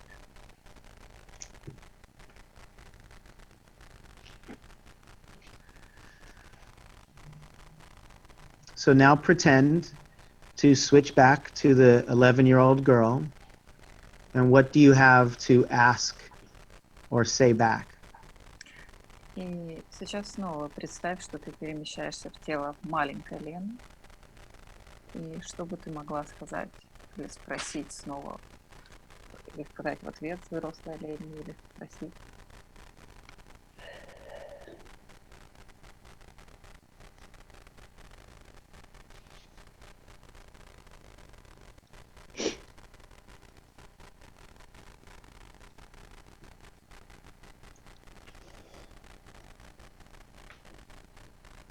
Как, наверное, помочь маме, но при этом жить своей жизнью. How can I help my mom but still live my own life? Beautiful question. So now pretend to switch bodies back and answer the question for her. Хороший вопрос. И сейчас снова представь, что ты перемещаешься в тело взрослой Лены. И ответь на вопрос маленькой девочки.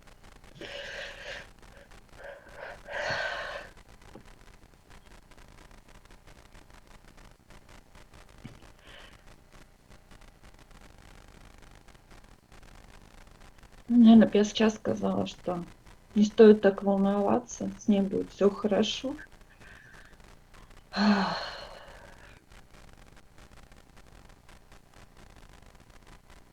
I would say that you should not worry that much and she would be okay. Everything will be okay with her. А чрезмерная забота может повредить ей. Она со временем станет пользоваться этим.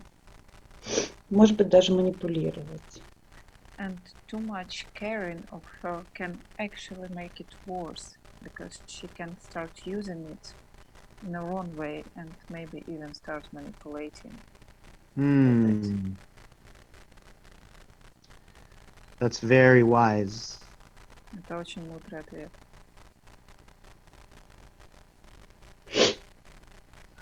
So now imagine switching back to the 11-year-old little girl, little Lena, and see if there's anything else she has to ask.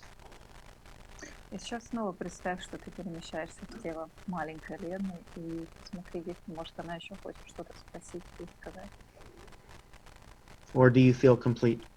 Где найти этот баланс, чтобы, не сделать ей больно, но и не разрушить свою жизнь? How to find this balance so I won't make her suffer and I won't ruin my life? That's a question from the little Lena. And now becoming your current version of yourself, how would you answer? И снова перенесись в свое тело взрослой Лены Как бы ты ответила на этот вопрос?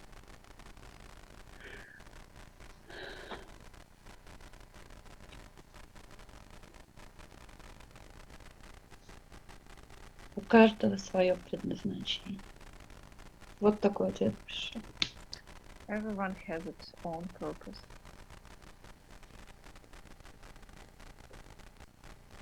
That's the answer. Mhm. Beautiful. Замечательно. Is there anything else that the little girl needs to know? Есть ли еще что-то, что маленькой Лене, 11-летней Лене нужно знать? Нет. No. Is there anything else that you need to say to the little girl in this moment? Возможно, есть ли что-то еще, что ты бы хотела, взрослая Лена хотела сказать маленькой Лене сейчас?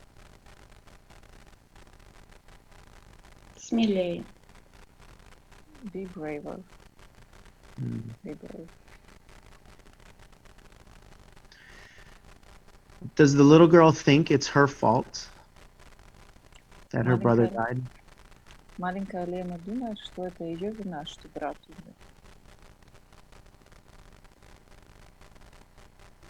Ну, частично.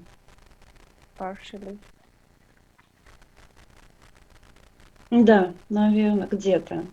То, что накануне не смогла маму уговорить поехать к брату. И из-за того, что мы к нему не поехали, а поехали к другим, в гости к моему дяде в этот день брата убили. Yes, she partially feels this guilt because the day before she couldn't talk her mother to go visit her brother, and instead they went to visit their uncle, and that's why her brother was killed. Если бы мы были там у него, ничего бы не произошло. Ну, так думает маленькая Лена. If we were there with him, nothing would happen. That's what little Lena feels. And what would you tell little Lena about whether it's actually her fault or not?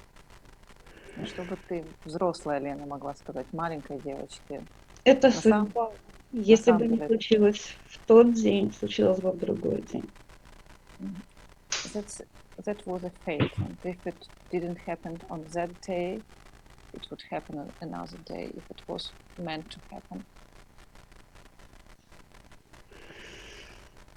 So it wasn't her fault? Это значит, что это не ее вина. Это значит, что это была не ее вина. Думаю, да. Yes, I guess so. Go ahead and tell her that in those exact words. It's not your fault. Скажи ей сейчас именно этими словами. Это не твоя вина, ты не виновата. Это не твоя вина. Ты не виновата. It's not your fault.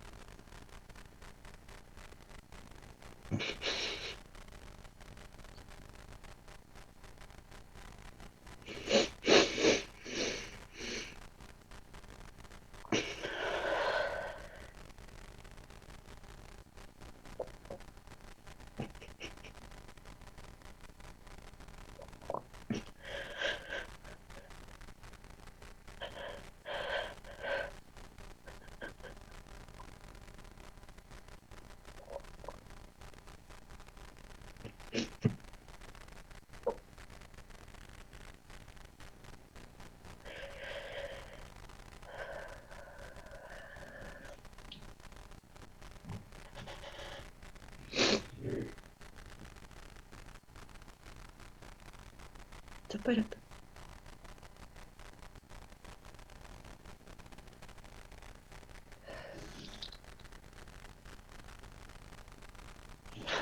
А связь есть? She's asking, are we online still?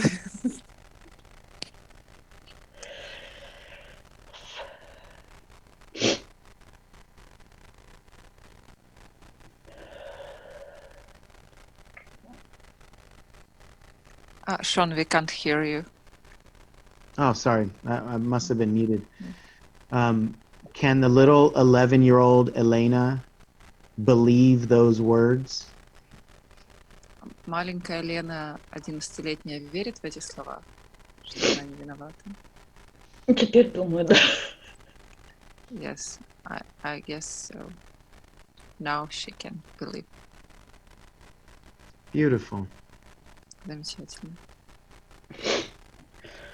And Lena, I want you to now imagine your 11-year-old little self coming into your body as though she's becoming a part of you again, and you can feel her going into your body.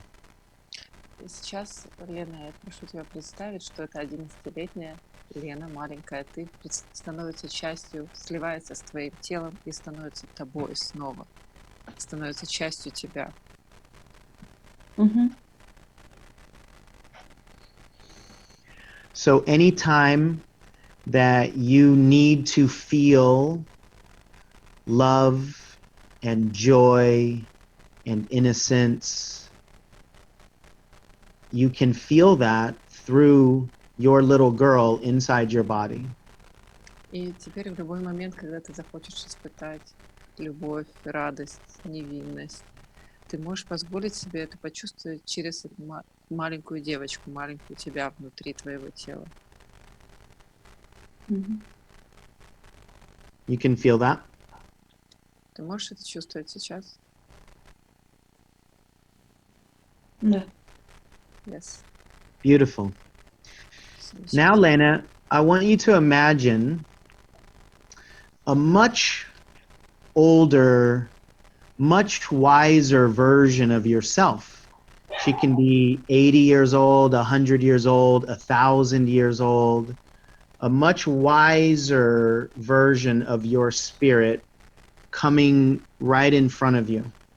И сейчас я прошу тебя представить намного более мудрую, зрелую версию тебя, твоего духа. И, может быть, этой версии тебя 100 лет, 200 лет, 1000 лет, и ее мудрость огромная, и этот дух приходит, спускается перед тобой. Мгм. As your current self, what do you have to ask of your much wiser self about this issue? И ты нынешняя Лена, чтобы могла спросить, и хочешь спросить у этой более мудрой, намного более мудрой версии тебя.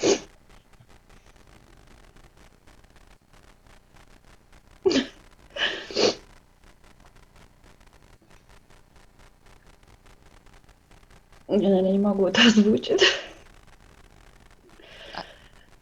I can't say it out loud.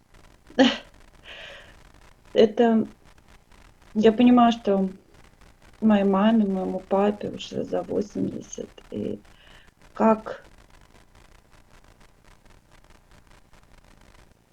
мне в дальнейшем пережить? Ну вот, не знаю, как это сказать. Наверное, боюсь даже произнести это. Папа больной, инвалид, и как вот пережить потерю близких. Вот после таких похорон у меня всегда вот этот ощущение, страх потерять своих родителей или вообще кого-то терять из близких. Недавно были похороны моей подруги, мне тоже очень тяжело пережила, я была неделю в депрессии. Я переведу сейчас. Мгм. I'm afraid even to say it out loud. My parents are old now. They're over 80 years. My mother and father. My father is sick. And I'm very afraid to lose the actual loss. And how can I survive their loss, future loss of them? And recently I had my friend died, and that was really hard for me. And I'm afraid to even imagine and say out loud that they can die. Got it. Я поняла. So now, Lena, imagine becoming your higher, wiser self. And how would you answer that question? И сейчас, Лена, представь себе, что ты становишься этой более мудрой версией себя.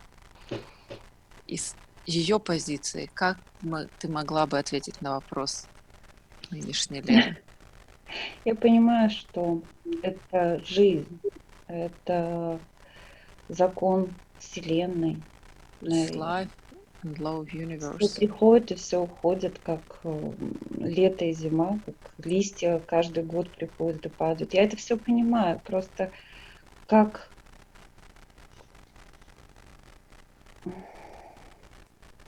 Everything comes and leaves as autumn, winter, fall, leaves come and then they fall down, and the same in life. And I can understand everything, but I don't know how. я даже не знаю, что ответить, потому что я не знаю, как можно. Я понимаю, наверное, еще одно, что это жалость к себе, это им уже не больно, они уже не страдают, если люди умирают. Это жалко себя. Я это тоже понимаю. I also understand that it's my self-pity, and they do not suffer, they do not feel pain when they live. They do not suffer anymore, and it's only my feeling of my self-pityness. So, what would your higher, wiser self say to you in this moment? Что скажет эта мудрая версия тебя, более мудрая, которой может быть сотни, может быть тысячи лет? Что она скажет тебе в этот момент?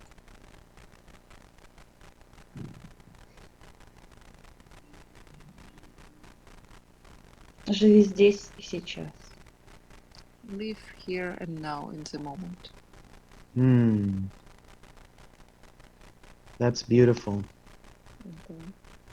Красивый Le- ответ. Lena, do you notice what your body just did as you said that? Лена, ты почувствовала, заметила, что произошло с твоим телом, когда ты это сказала? Меня перестало трясти. I stopped trembling. Yeah. We can see it. Да, и мы это тоже видим. Is there any other question that you have for your wiser self in this moment? Возможно, у тебя есть еще какой-то вопрос для твоего мудрой, зрелой версии тебя.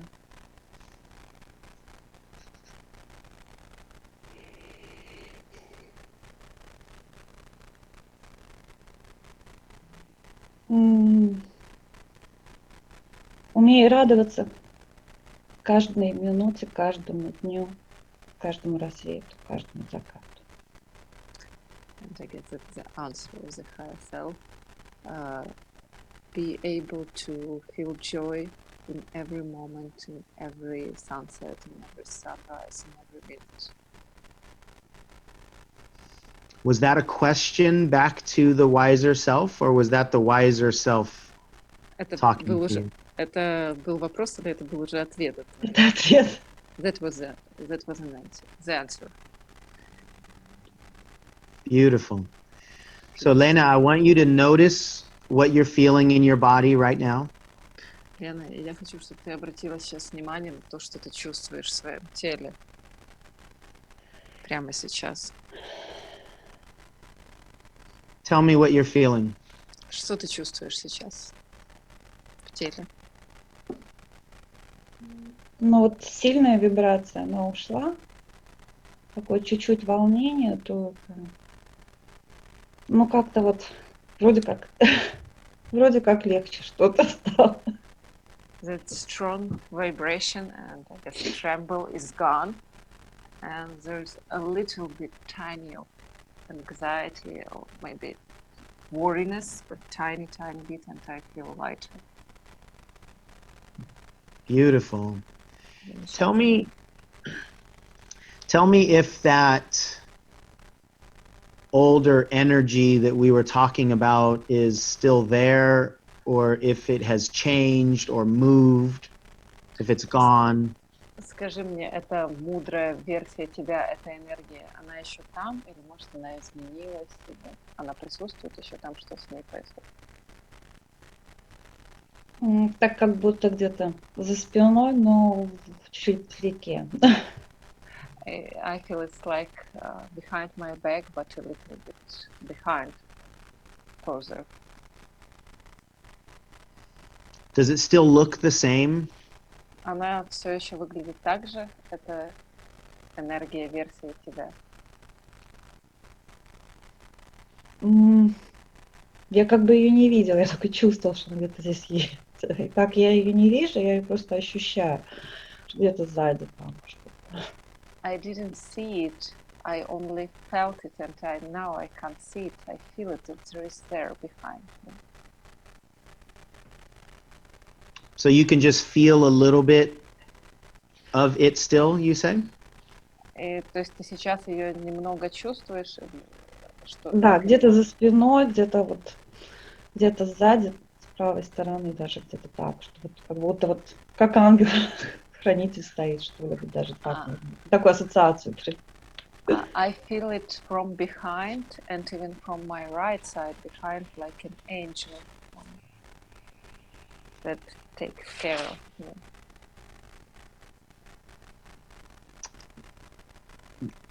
You can't see me because your eyes are closed, but you just put the biggest smile on my face. Ты не видишь меня сейчас, потому что у тебя глаза закрыты, но вот только что то, что ты сказала, заставило меня улыбнуться самой большой улыбкой.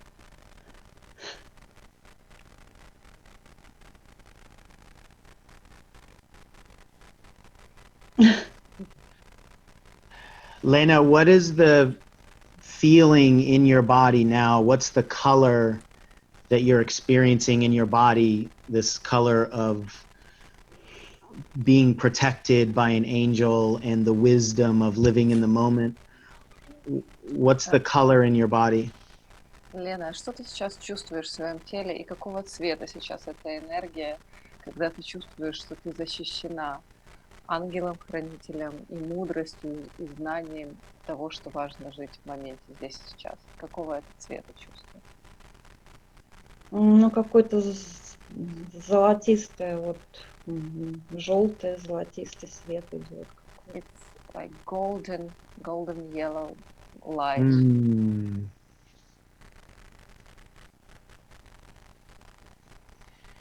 And Lena, if there was one word or a phrase that represents this golden yellow light and wisdom, what would it be? Лена, если бы было одно слово или фраза, которая могла бы описать это состояние, это золотистое, желтое сияние и мудрость, то что бы это было за слово?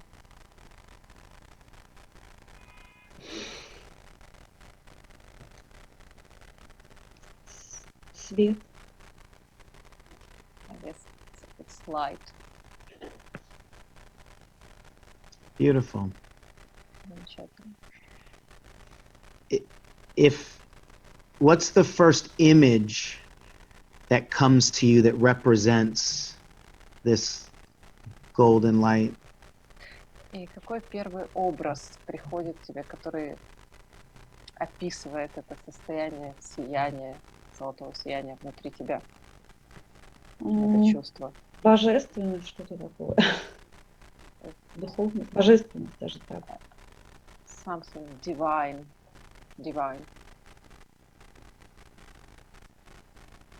Beautiful. Lena, is there anything else that you need in this moment to feel complete? Лена, есть ли что-то еще, что нужно тебе, чтобы ты могла в этот момент чувствовать завершенность? Я уже почувствовала. I already feel it.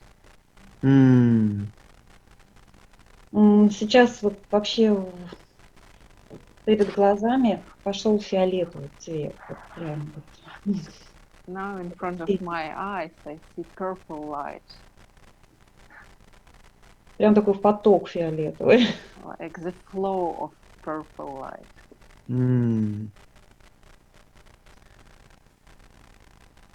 Purple is a very healing color. Фиолетовый цвет — это исцеляющий цвет. Ну, очень сильно. Прям вот перед закрытыми глазами сейчас вот очень сильный такой поток фиолетового света. Прям. It's very strong and powerful, and now it's strong flow of purple light in front of my eyes. Strong and powerful, just like you. Сильный, как ты. Спасибо. Thank you. Lena, when you are ready, allow all of these feelings to become the essence of what you feel in your body. These aren't feelings that are outside of you. These are feelings that are the essence of who you are. Лена, и когда ты будешь готова, позволь себе почувствовать, что все эти чувства становятся основой, частью того, что внутри тебя. Потому что эти чувства, они не вовне где-то.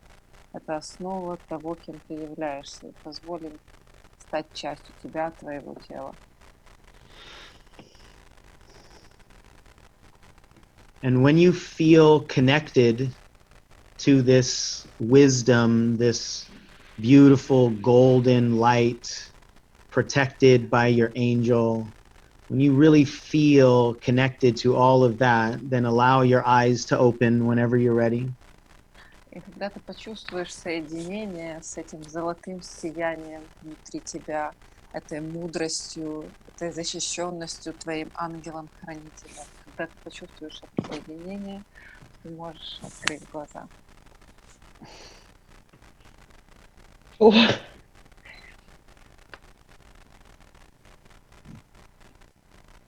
Спасибо. Thank you. Thank you. Спасибо тебе. How do you feel? Как ты себя чувствуешь сейчас? Ну, пока такое возбуждение чуть-чуть, наверное, какое-то, но по-другому, да. It's excitement, some kind of excitement, but it's different. Yeah, you've been living for many, many years with a different energy in your body. So when you let that energy go, it will feel different. Да, потому что ты очень долго, многие годы жила с другой энергией в своем теле. И как сейчас, когда ты отпускаешь эту энергию, ты будешь чувствовать себя совсем по-другому. Спасибо. Thank you. What's important is that you label the different feeling as good, as light, exciting. Don't label it with anything negative like weird or strange. This is a good new feeling for you. Очень важно, что ты уже отметила это новое чувство как возбуждение, но другое возбуждение, светлое, приятное, хорошее чувство. Не нужно его отмечать как какое-то странное чувство или непонятное. Это хорошо, что ты себя чувствуешь сейчас по-другому.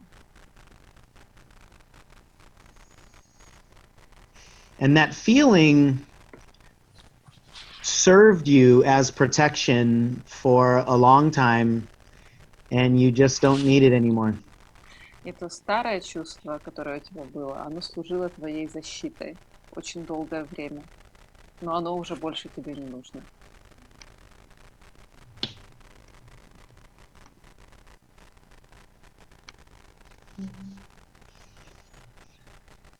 Everybody that's still watching, Все, кто нас еще смотрят,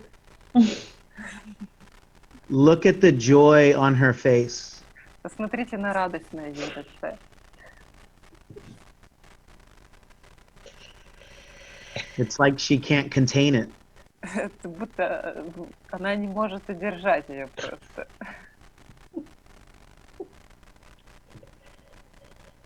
Да. Yes. Thank you, Lena, for playing along. Спасибо, Лена, за то, что ты участвовала и полностью была открыта. Спасибо вам большое. Thank you. Спасибо. Thank you. And I see people in chat says that Lena changed, that they can see how Lena changed, and congratulations, it's really easy. Her essence changed, her body changed, her face changed.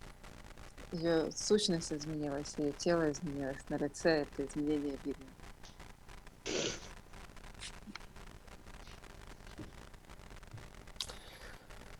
Thank you very much, Sean.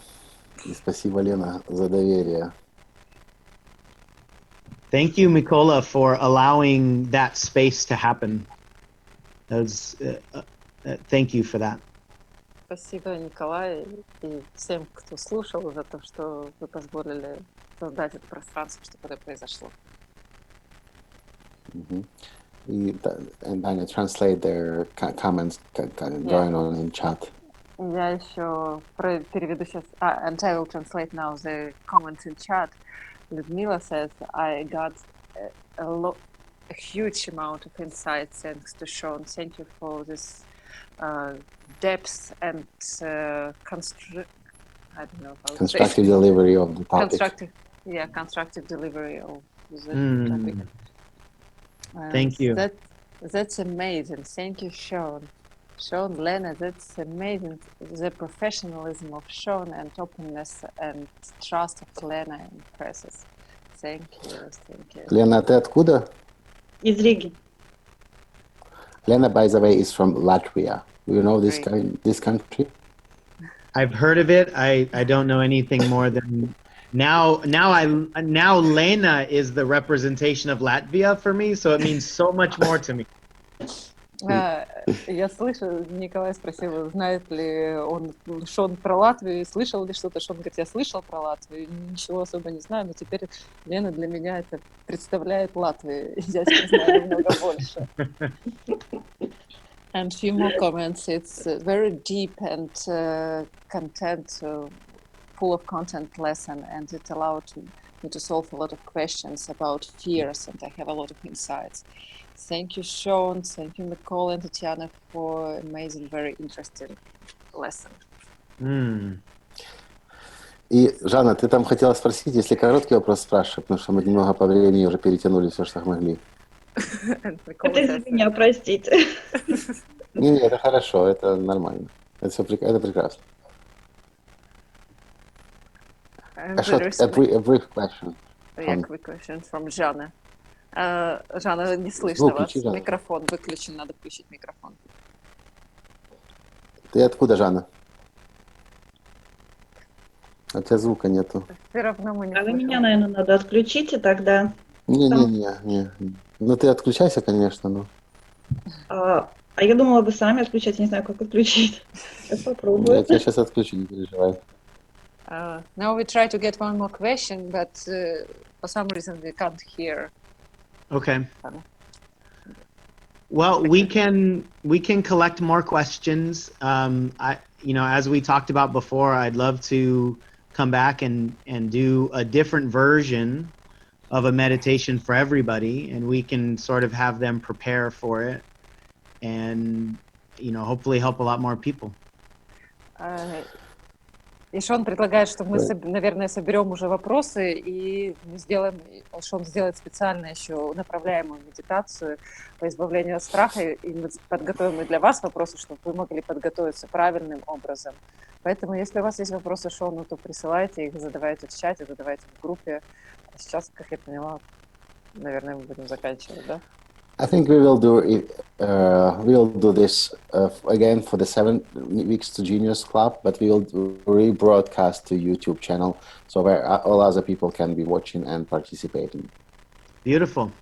И Николай предлагает сделать это для группы 7 недель гениальности, где вы сможете задавать вопросы, и клуб гениев, а параллельно люди на YouTube смогут видеть эту трансляцию уже в формате слушателей. Thank you very much, Sean, for this lesson. And I took a lot of notes. I don't know if you can see them, but just a couple of pages on my, like 3 or 4 pages. And this topic is very important for me too. And I haven't really deep into in this so far, only partially. But your framework and your ideas. It's a very beautiful addition to what I already knew, and a number of insights also. And Thank you, I will Mikola. translate. Николай говорит, спасибо большое, Шон, потому что то, что ты рассказал, я записал огромное количество записей, даже пытался Николай нам показать, но мы это не увидели. 3 или 4 страницы исписал. И то, что ты, Шон, рассказываешь, для меня это твоя концепция, твое понимание позволило мне намного глубже самому понять тему страхов и даже намного глубже упорядочить и дополнить мои знания, те знания, которые у меня есть про страхи. Спасибо большое. Maybe Tatiana wants to add something? I will add also a couple of comments. Sean, Lena, I am applaud you out loud.